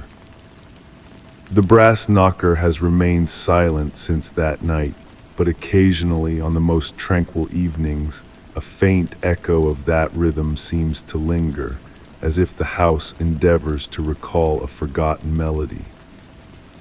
Story 24. The night was unusually tranquil, the sea a vast expanse of stillness. Wrapped snugly in a wool blanket, I sat on the porch of my wooden abode, listening to the soft caress of waves against the shore. The full moon cast a silver path upon the water, a beckoning trail leading towards the horizon. Lost in contemplation, a peculiar sight captured my attention, a luminous green glow, almost ethereal, swaying amidst the waves near the shore. Rising slowly from the creaking rocking chair, I felt the salty breeze kiss my face as I descended the weathered steps. The warm sand cradled my bare feet, a comforting touch under the veil of night. Drawing closer to the water's edge, where the waves whispered secrets to the land, the green glow revealed itself further. An antique glass bottle, its elegant silhouette holding a yellowed piece of parchment within. Retrieving the bottle delicately, I marveled at its weight, its surface adorned with a salty patina that obscured its contents in places. Moonlight danced through the glass, casting mesmerizing reflections. The cork stopper, sealed with cracked black wax, stood as a testament to time's passage. Examining closer, I noticed the glass was not entirely transparent, adorned with tiny crystals that sparkled like celestial bodies trapped within.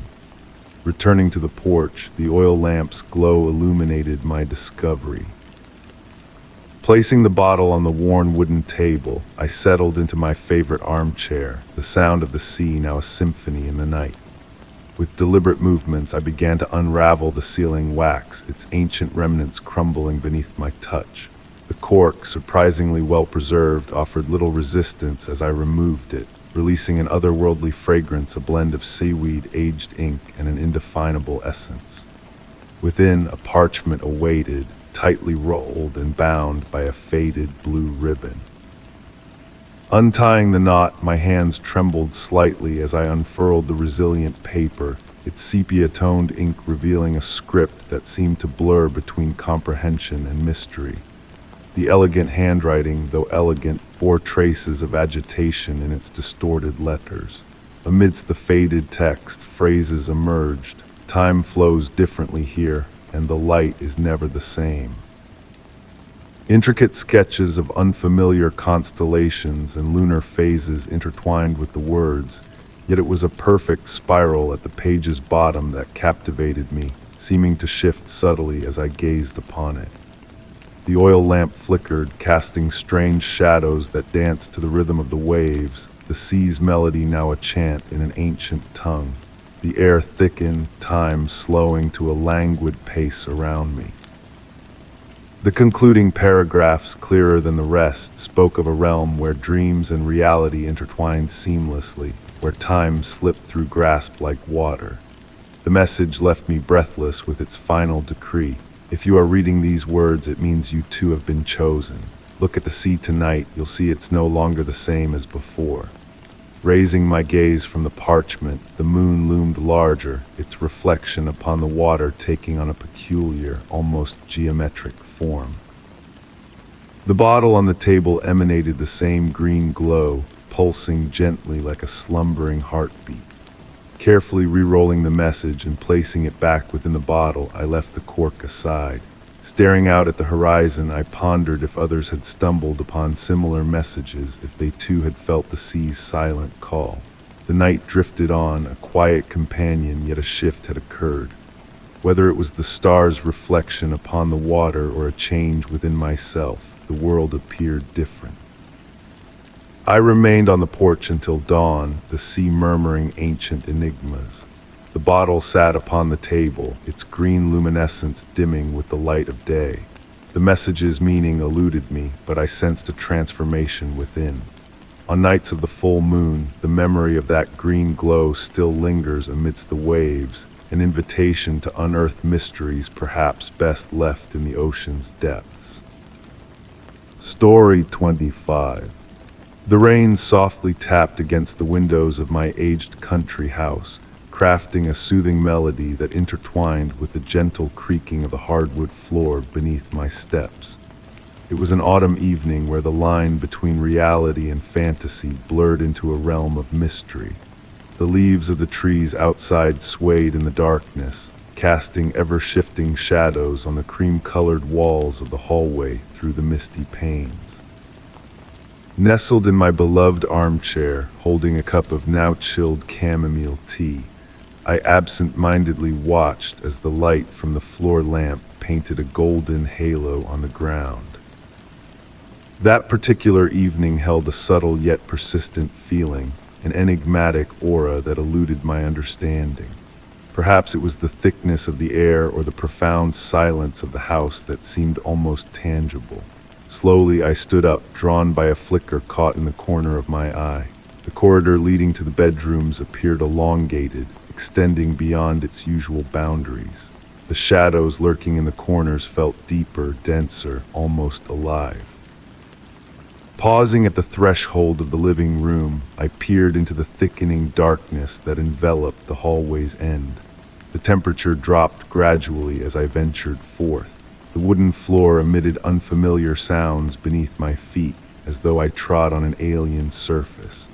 The ancestral photographs adorning the walls appeared to gaze upon me with altered eyes, as if the familiar faces had undergone a subtle transformation. Halfway down the hallway I halted. A peculiar scent reached my nostrils, an ancient aroma of old books and damp wood foreign to my abode. Turning to the window on my right, I observed how the rain had etched intricate patterns on the glass, designs following an inscrutable yet precise scheme. And there I saw it, a shadow darker than the rest, moving with an unnatural elegance along the opposite wall. It bore no tangible source and possessed a solidity akin to congealed mist.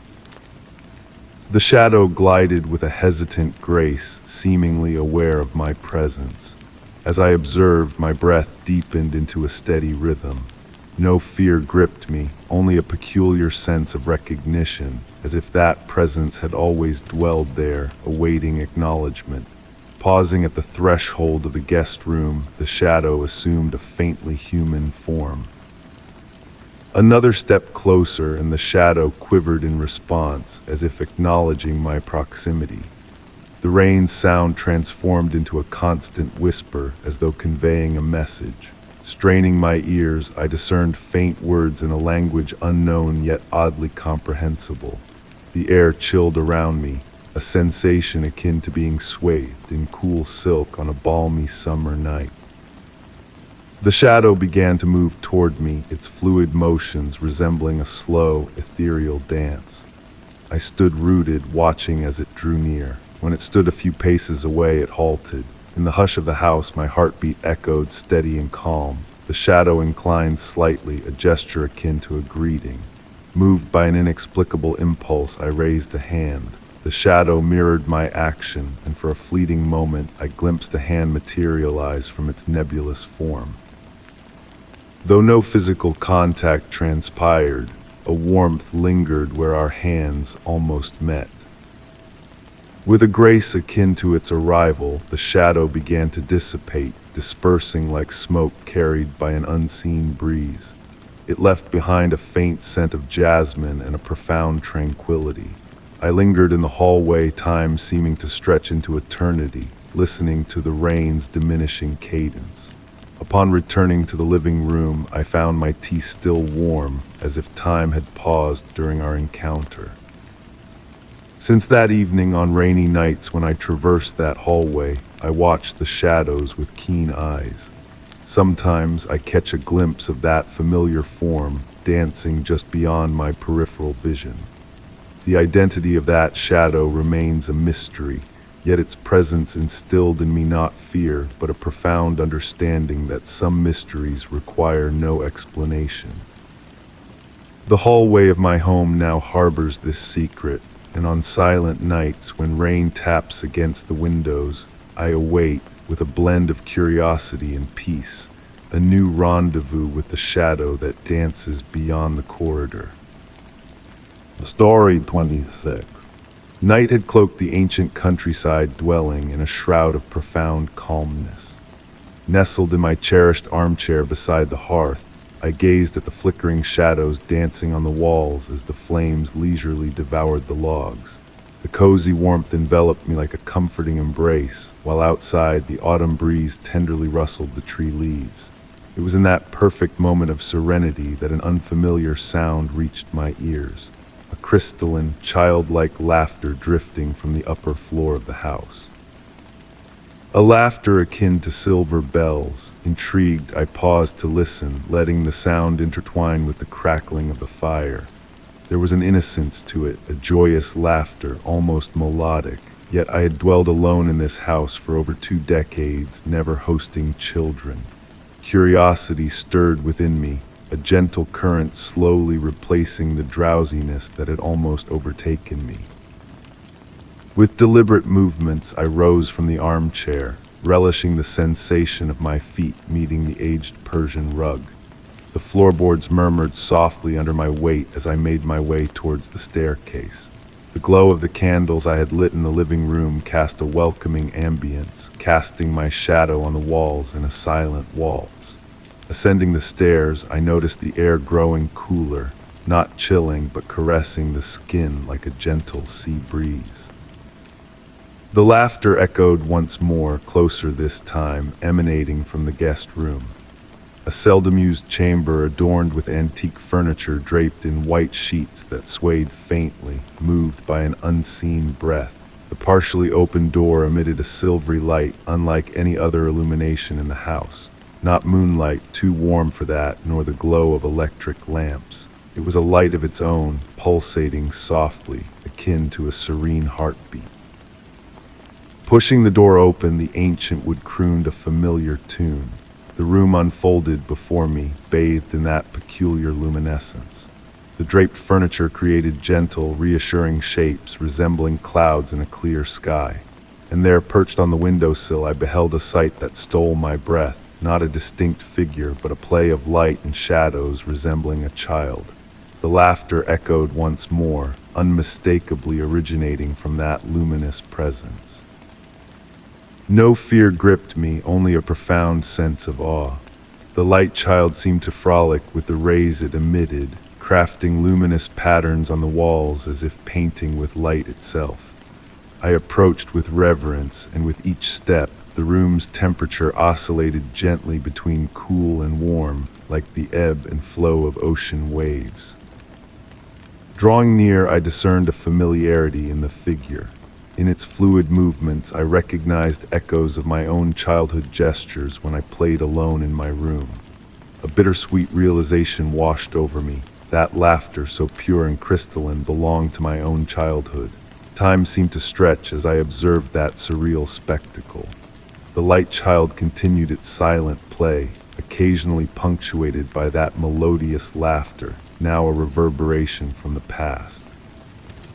I refrained from speaking or disrupting, afraid to shatter the spell of tranquility and nostalgia. Gradually, the silvery light began to wane, akin to the sun sinking on a wintry eve. The child's form grew increasingly ethereal until only a faint glow lingered. The final laughter I heard was a faint whisper, a tender farewell before dissolving entirely into the darkness. I lingered in the room for what felt like an eternity, enveloped in a soothing silence. The draped furniture stilled and the air reverted to its normal temperature, yet something had shifted. The guest room, once a repository of dusty memories, now held a precious enigma. Returning to my armchair by the hearth, where the fire flickered on, I settled amidst the cushions. I realized I would never truly unravel the events of that night. Was it a dream, a recollection? Or perchance a deeper message from the past, cloaked in a child's laughter in the shadows? Since that night, each time I passed by the guest room, I paused to listen.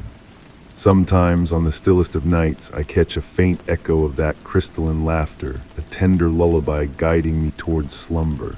And with a smile, I allow the mystery to endure, a sweet secret shared between myself and the child who laughs in the dark.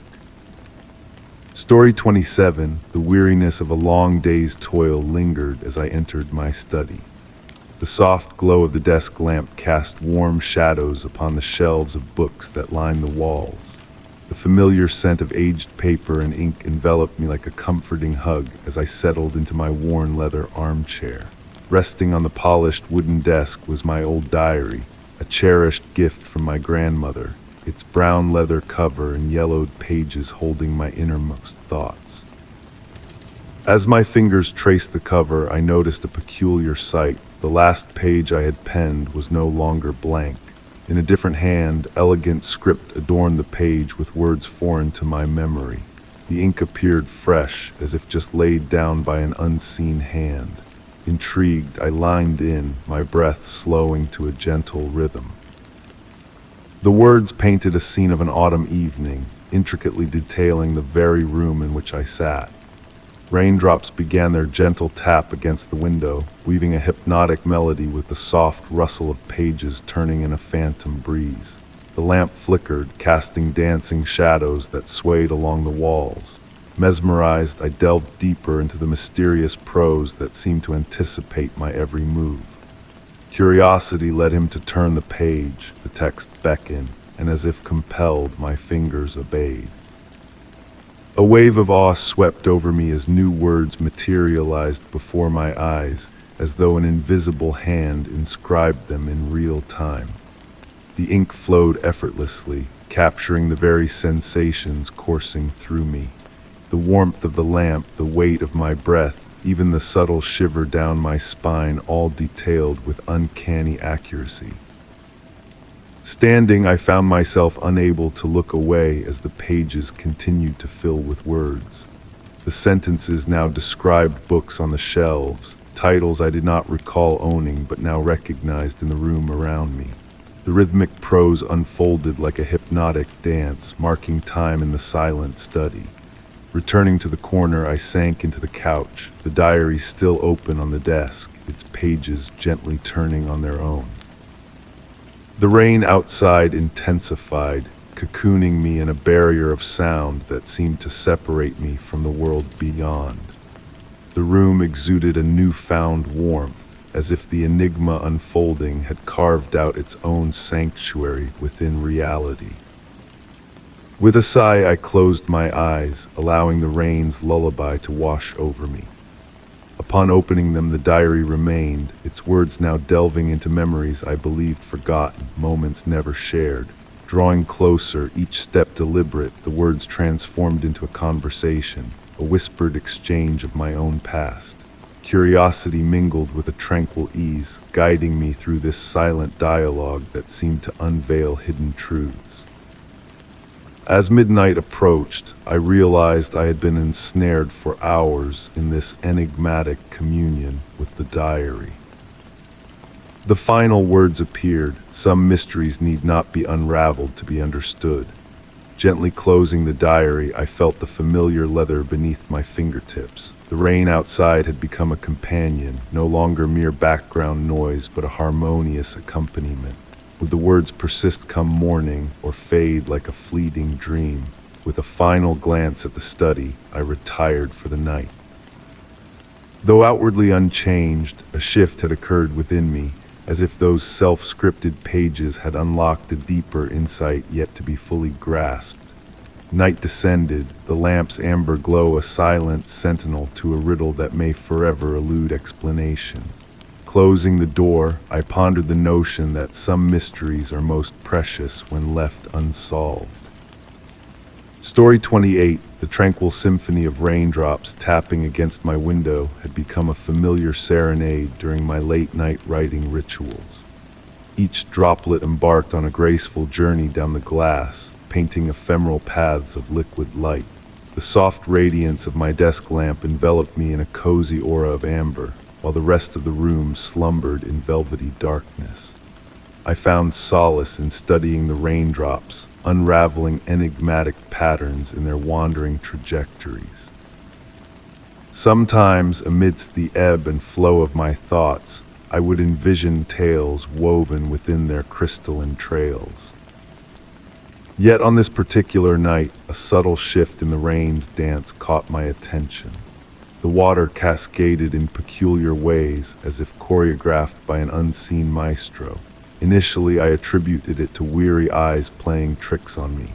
The gentle cadence of the rain was on the verge of lulling me into that elusive realm between consciousness and dreams. But as I persisted in my observation, the anomalous patterns grew more defined.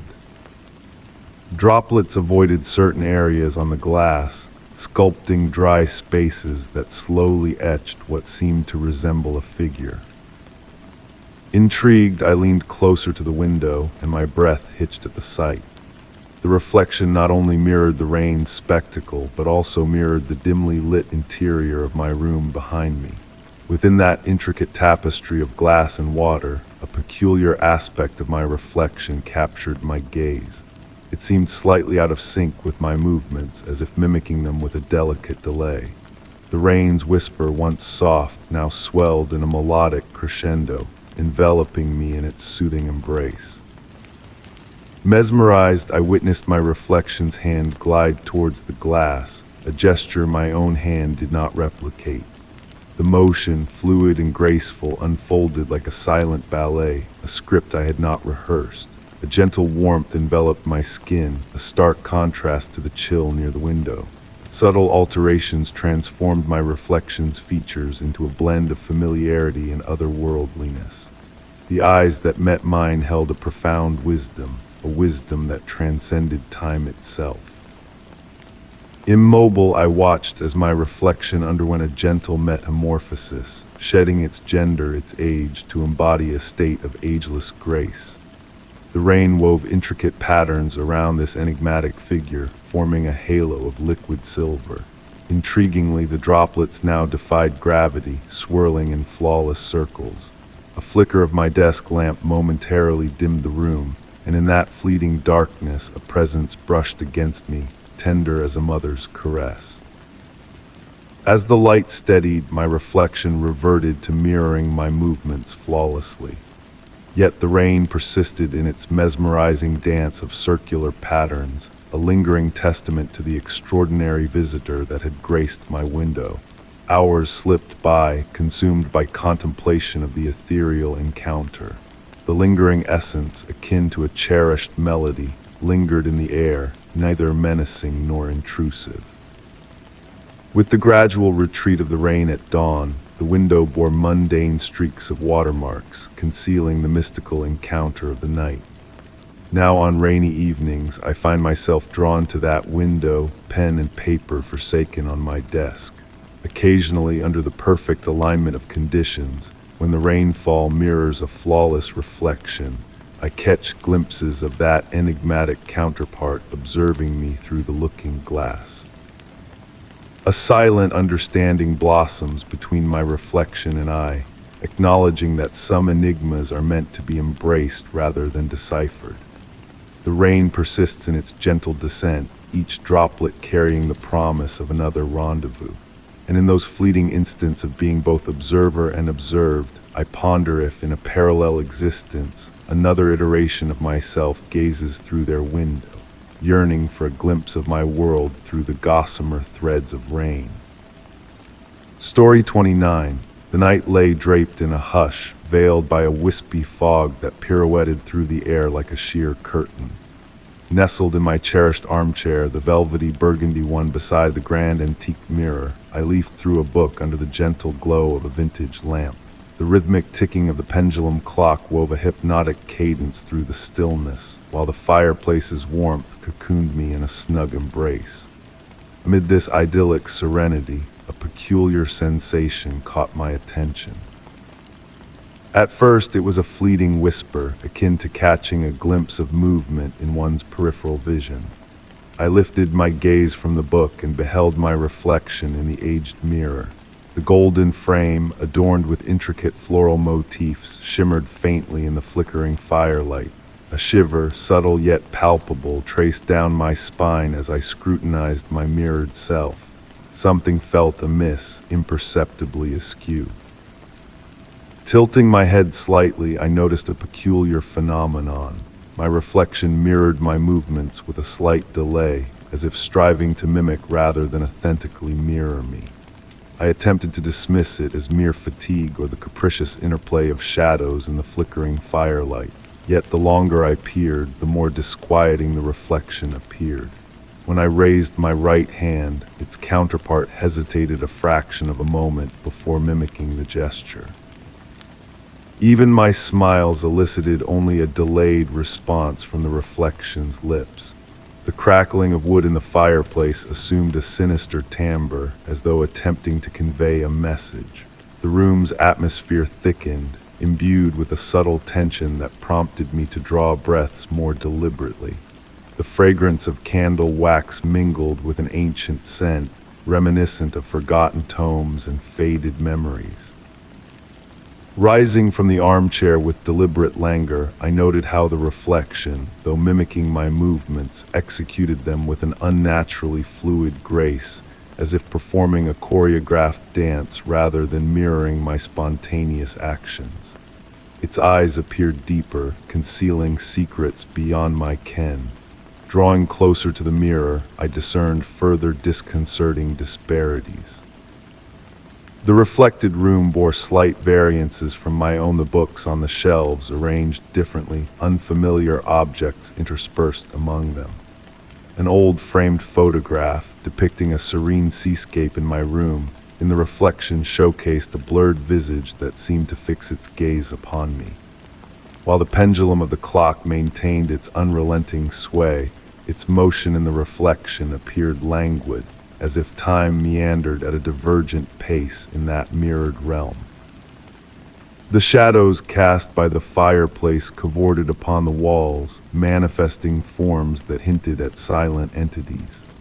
Tentatively, I extended a hand to touch the chill surface of the mirror, and my reflection reciprocated with an almost beckoning gesture.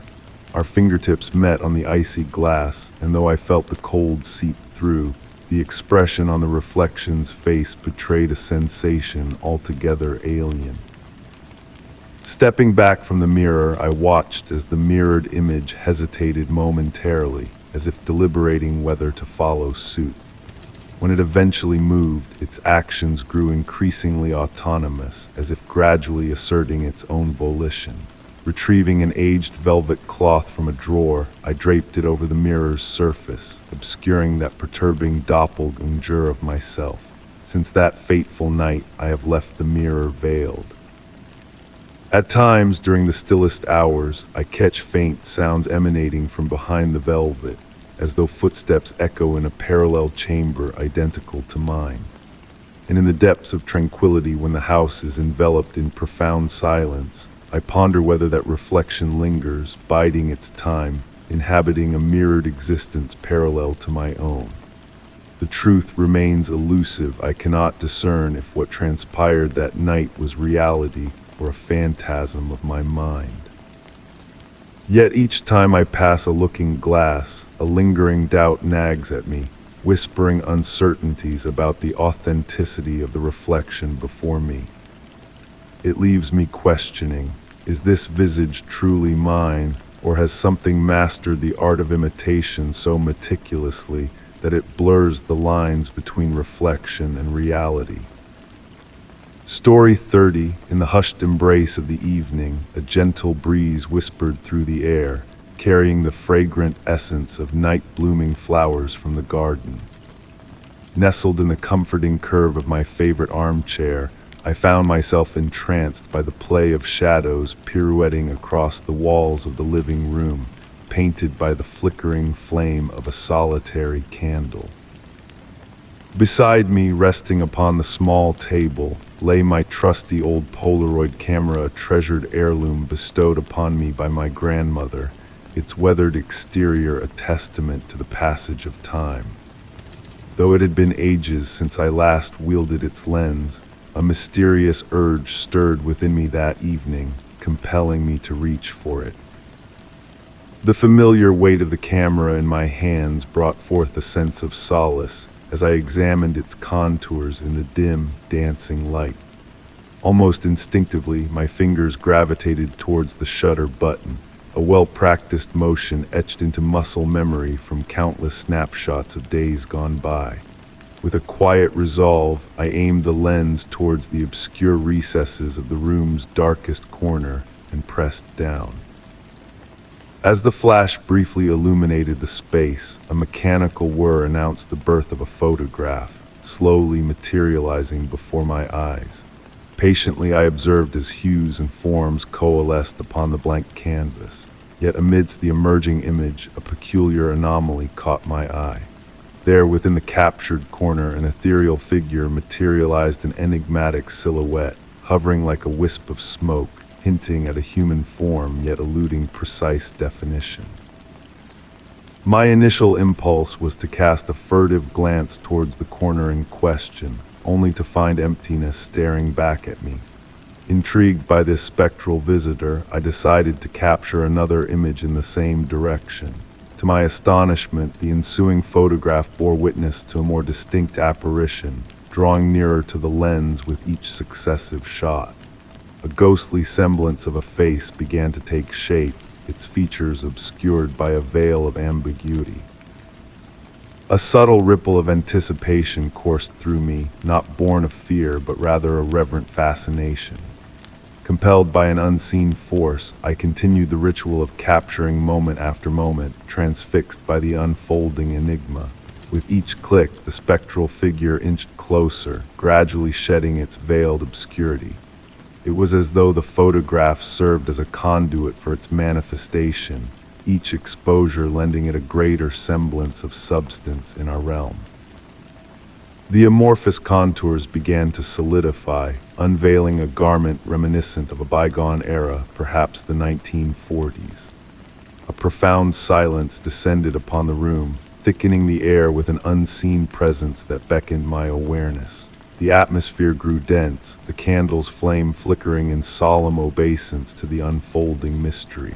With measured breaths, I persisted in my endeavor, capturing the ghostly visitor's spectral progression with deliberate intent. In the final photograph of that fateful evening, the figure loomed so close that it nearly engulfed the frame in its ethereal embrace. A gentle smile graced the woman's countenance, her gaze seemingly transcending the glossy surface to meet my own. A sense of profound familiarity washed over me, stirring dormant memories from the recesses of my consciousness. It was only upon retrieving an aged photo album that the tremor in my hands betrayed the gravity of the encounter. Leafing through the weathered pages, I chanced upon a portrait that mirrored the apparition before me, a youthful image of my grandmother, captured through the very lens of the Polaroid. The identical smile mirrored across time, bridging the gap between past and present in a silent communion. Carefully arranging the photographs in chronological order upon the table, a poignant narrative unfolded, a tale of connection woven through the medium of an antiquated camera. I refrained from revisiting the experiment, allowing the Polaroid to return to its resting place upon the shelf. Yet, on tranquil evenings suffused with the golden hues of twilight, I find myself drawn to those captured moments. At times, the smile within the photograph seems to shift imperceptibly, as if my grandmother's spirit seeks to convey a message across the threshold of memory and reality. In those fleeting instants, the boundary between worlds wavers, as tenuous as the delicate surface of a freshly developed Polaroid, a testament to the enduring power of connection beyond the confines of time and space. Story 31. The fall garden was draped in a delicate shroud of mist that morning as I gathered the leaves that had softly descended overnight. The crisp air tenderly kissed my cheeks, carrying the essence of moist soil and the chrysanthemums I had carefully planted weeks earlier. The hush enveloped me, broken only by the gentle rustle of dry leaves beneath my feet and the sporadic melody of an early bird's song. It was as I was tidying near the weathered stone bench that a faint glimmer amidst the fallen leaves captured my eye. A silvery sparkle beckoned me, akin to a dewdrop capturing a sunbeam. Stooping down slowly, I gingerly brushed aside the damp leaves to reveal an antique necklace, a finely wrought piece, adorned with an oval pendant intricately etched with floral motifs and a small azure gem at its heart, shimmering hypnotically in the light. I cradled the necklace in my palms, sensing its ethereal weight and the cool touch against my skin. It was unfamiliar to me, a piece out of place in my solitary abode where I had dwelled for over 2 decades.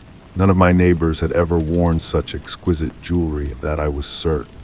The blue gem continued to radiate with a peculiar luminosity, as if it held its own inner glow. That night, after tenderly cleansing the necklace, I set it on the nightstand beside my bed. Falling asleep, I watched as moonbeams filtered through the window, casting playful shadows on the wall from the necklace's polished surface. Throughout the night, I stirred awake several times, a distant melody teasing my senses like a music box echoing in the corridors of the house. A sweet, wistful tune, barely perceptible, fading as I strained to capture it. Come morning, I observed the necklace had shifted on the nightstand, as if a phantom hand had gently rearranged it while I slumbered. In the light of day, the blue gem appeared less radiant, yet when I held it, a faint warmth emanated from the metal, a departure from the chill of the previous day. Intrigued, I resolved to delve into its origins. In the ensuing days, subtle alterations within the house caught my attention. Items on the kitchen table seemed askew each morning, as though scrutinized during the night. The family portraits in the hallway appeared tilted in varying angles daily. And the nocturnal melody persisted, growing clearer, more recognizable, yet steadfastly elusive in its source. One twilight, as I sat in my armchair engrossed in a book, the necklace resting nearby on the side table, I distinctly heard the soft patter of footsteps from above, delicate footfalls akin to a child tiptoeing across the floor. I rose slowly, ascending the stairs with a cautious tread, but discovered no one in sight. However, in the guest room repurposed as a storage space, I encountered an ancient wooden box that had seemingly materialized overnight. Adorned with the same intricate floral patterns as the necklace, the box cradled within it a photograph yellowed with age. A young woman adorned with an identical necklace to the one I had unearthed gazed back at me from the faded image. Inscribed on the photograph's back was a date in weathered ink and a simple message: to reminisce the joyous days in the garden.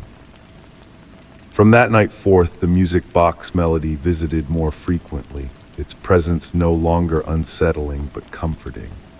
It was as though the very walls of the house hummed a soothing lullaby, a melody that caressed the rooms during the hushed hours of night. Sometimes, amid autumn evenings in the garden, I caught glimpses of a blurred figure flitting among the trees, as though a memory striving to materialize. The woman in the photograph remained a mystery, as did the necklace's journey to my garden. I've embraced the enigmatic presence in my life, akin to the cycle of seasons or the relentless march of time.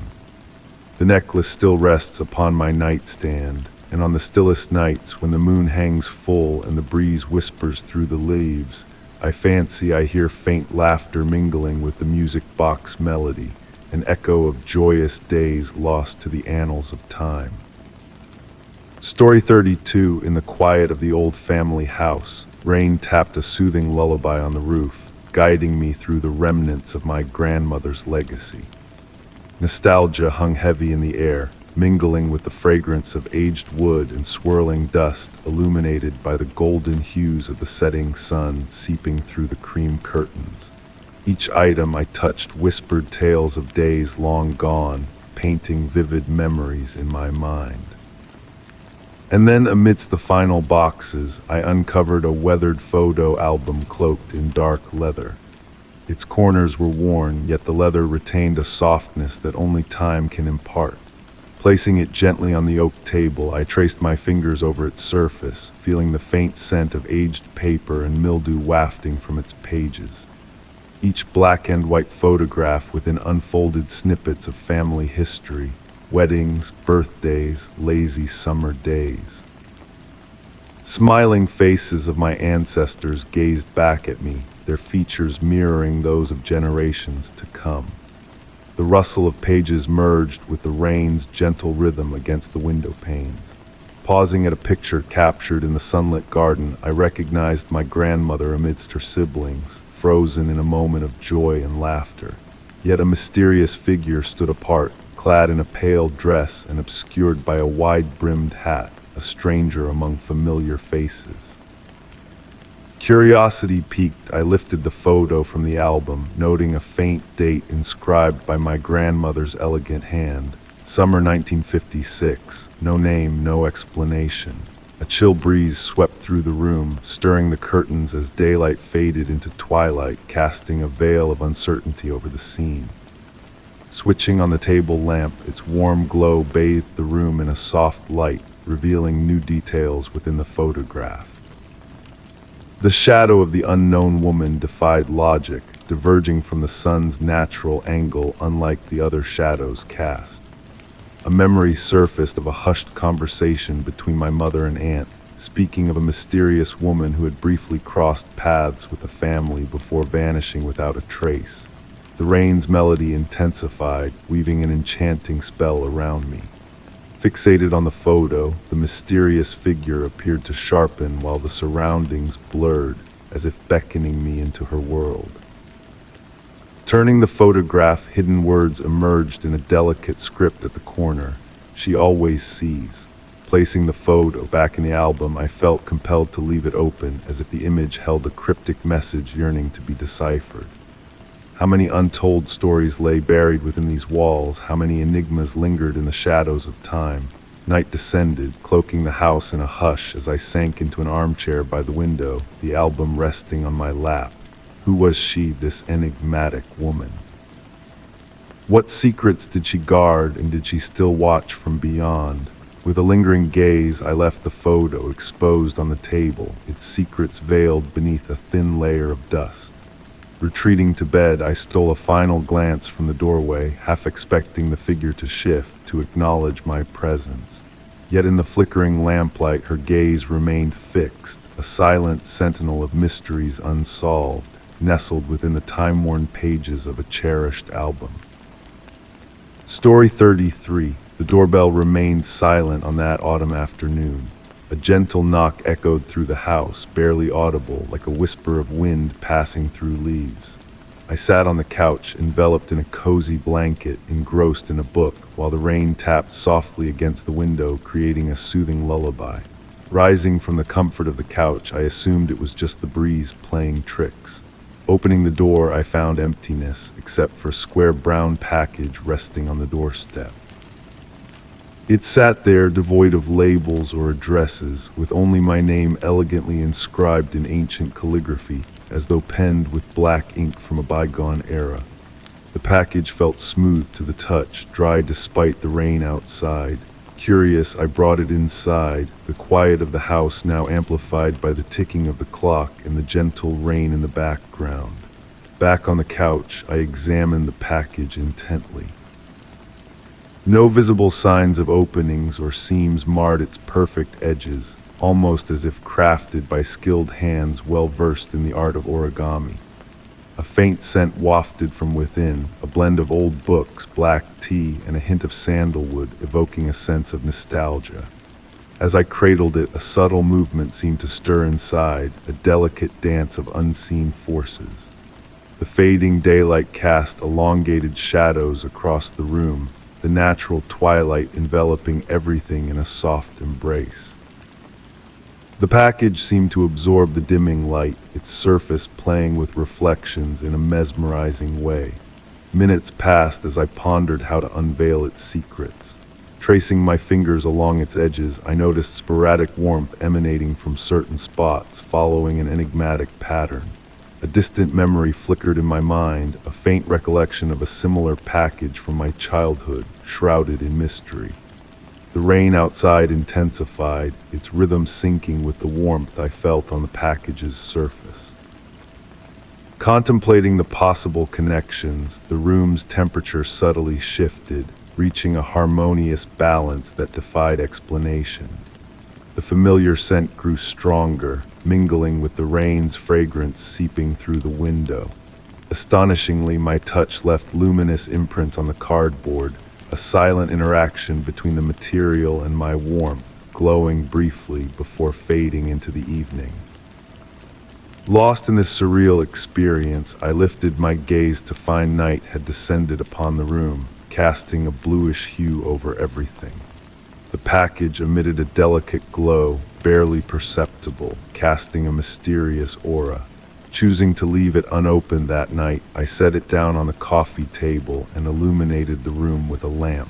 In the ensuing days, the package remained a silent enigma on the table.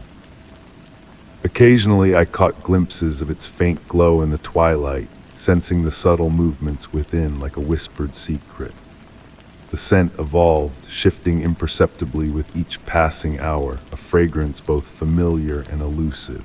The mystery of its origin and contents remained unsolved, yet its presence held a magical allure inviting contemplation rather than revelation. Even now, as autumn rain serenades the windows, I find myself drawn back to that unopened package, pondering its silent allure.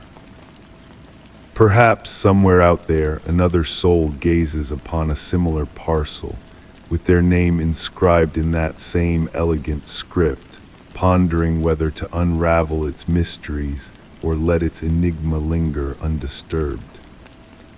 Story 34. The hotel corridor glowed in a soft, amber light filtering through glass lampshades like liquid honey. It was late, and the only sound was the gentle hum of air conditioners. I pulled my suitcase along the plush burgundy carpet, the weariness of the day's meetings weighing heavily on my shoulders. Pressing the elevator button, I watched my reflection blur in the metallic doors. The digital numbers above counted down, 654. A soothing green light bathed the space as the elevator descended. When the doors slid open with a melodic chime, I entered the mirrored chamber adorned in dark wood. The 7th floor awaited my tired frame.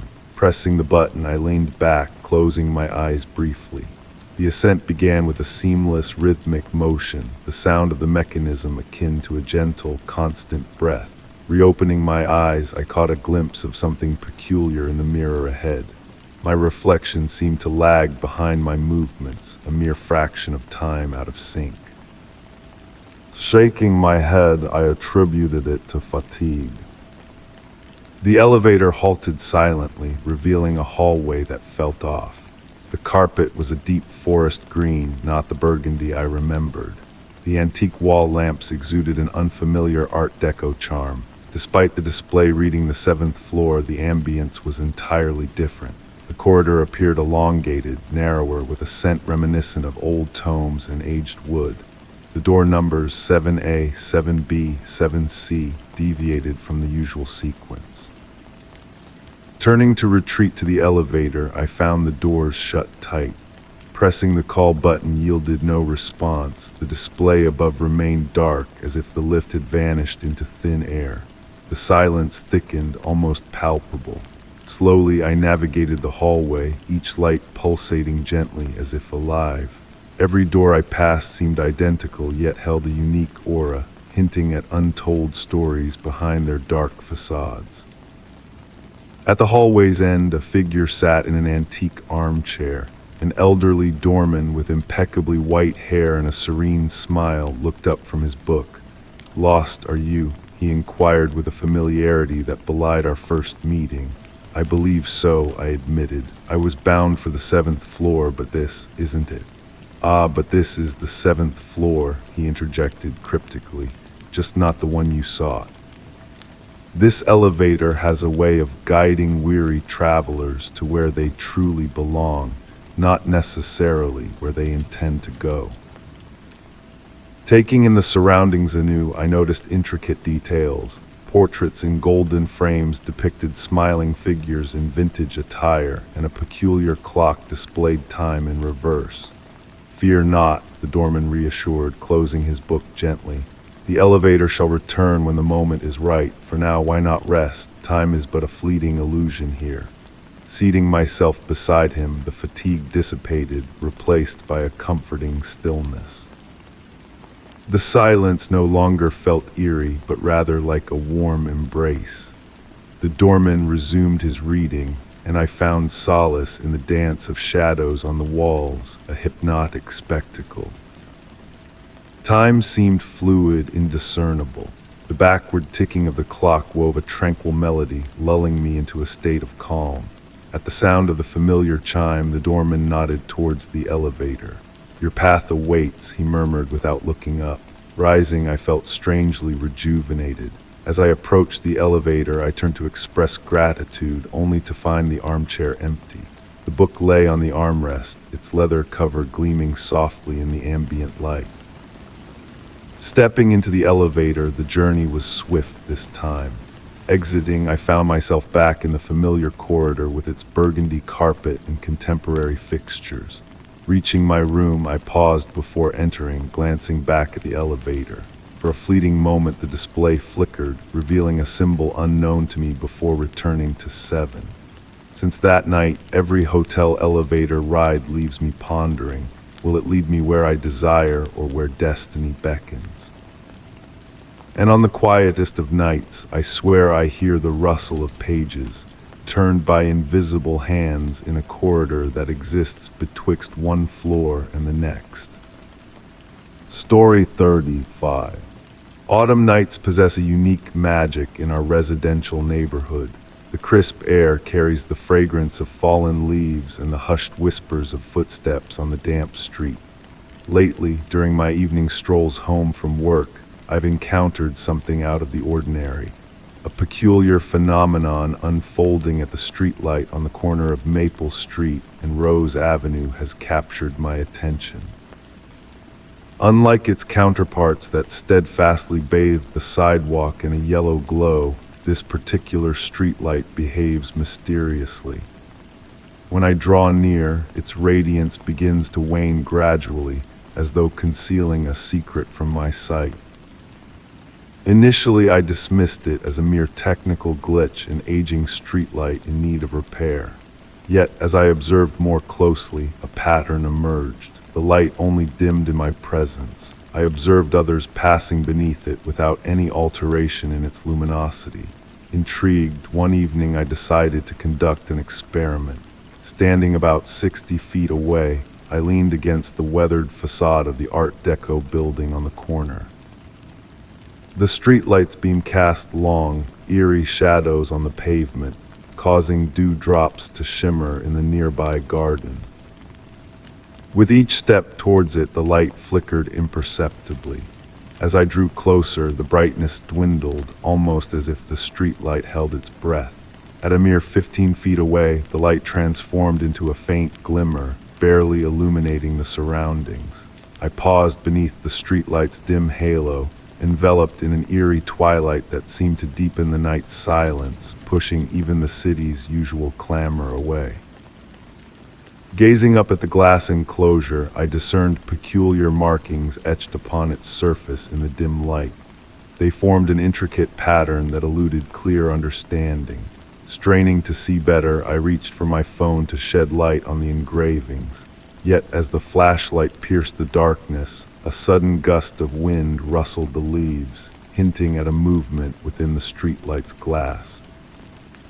In the ensuing days, I altered my route to pass beneath that enigmatic streetlight each evening. The ritual unfolded predictably, the light dimming as I drew near, the silence thickening, the sensation of unseen eyes watching from above. Gradually, I began discerning subtle nuances in the light's color during its dimmed state, almost as if it communicated through imperceptible shifts in hue. One night beneath a full moon, within the streetlight's twilight circle, I caught a peculiar sound, a gentle metallic hum with a melodic cadence, seemingly emanating from within the pole itself. Placing my hand against the cool metal, I felt the vibrations resonating through my palm, as if the streetlight sought to convey a message. Compelled to delve deeper, I meticulously documented each visit, noting the light's behavior in relation to lunar phases. During the new moon, it nearly extinguished upon my passing, while under the full moon, it retained a steady glow. Furthermore, the time it took to return to full brightness after I moved on adhered to a precise rhythm, always 23 seconds, no more, no less.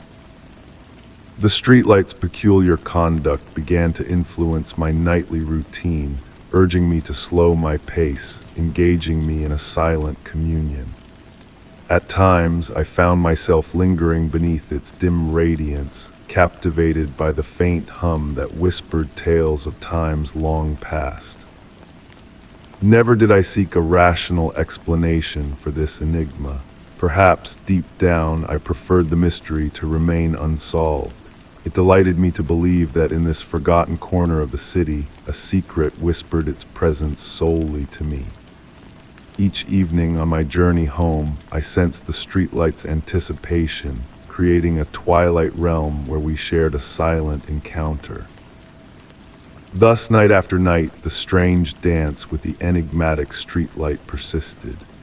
Whether an electrical anomaly, a mystical occurrence, or something beyond comprehension, I embraced the notion that in that fleeting moment of darkness, when the light dimmed and the world receded, I became a part of a greater enigma, a mystery, unfolding in the language of shadows and light.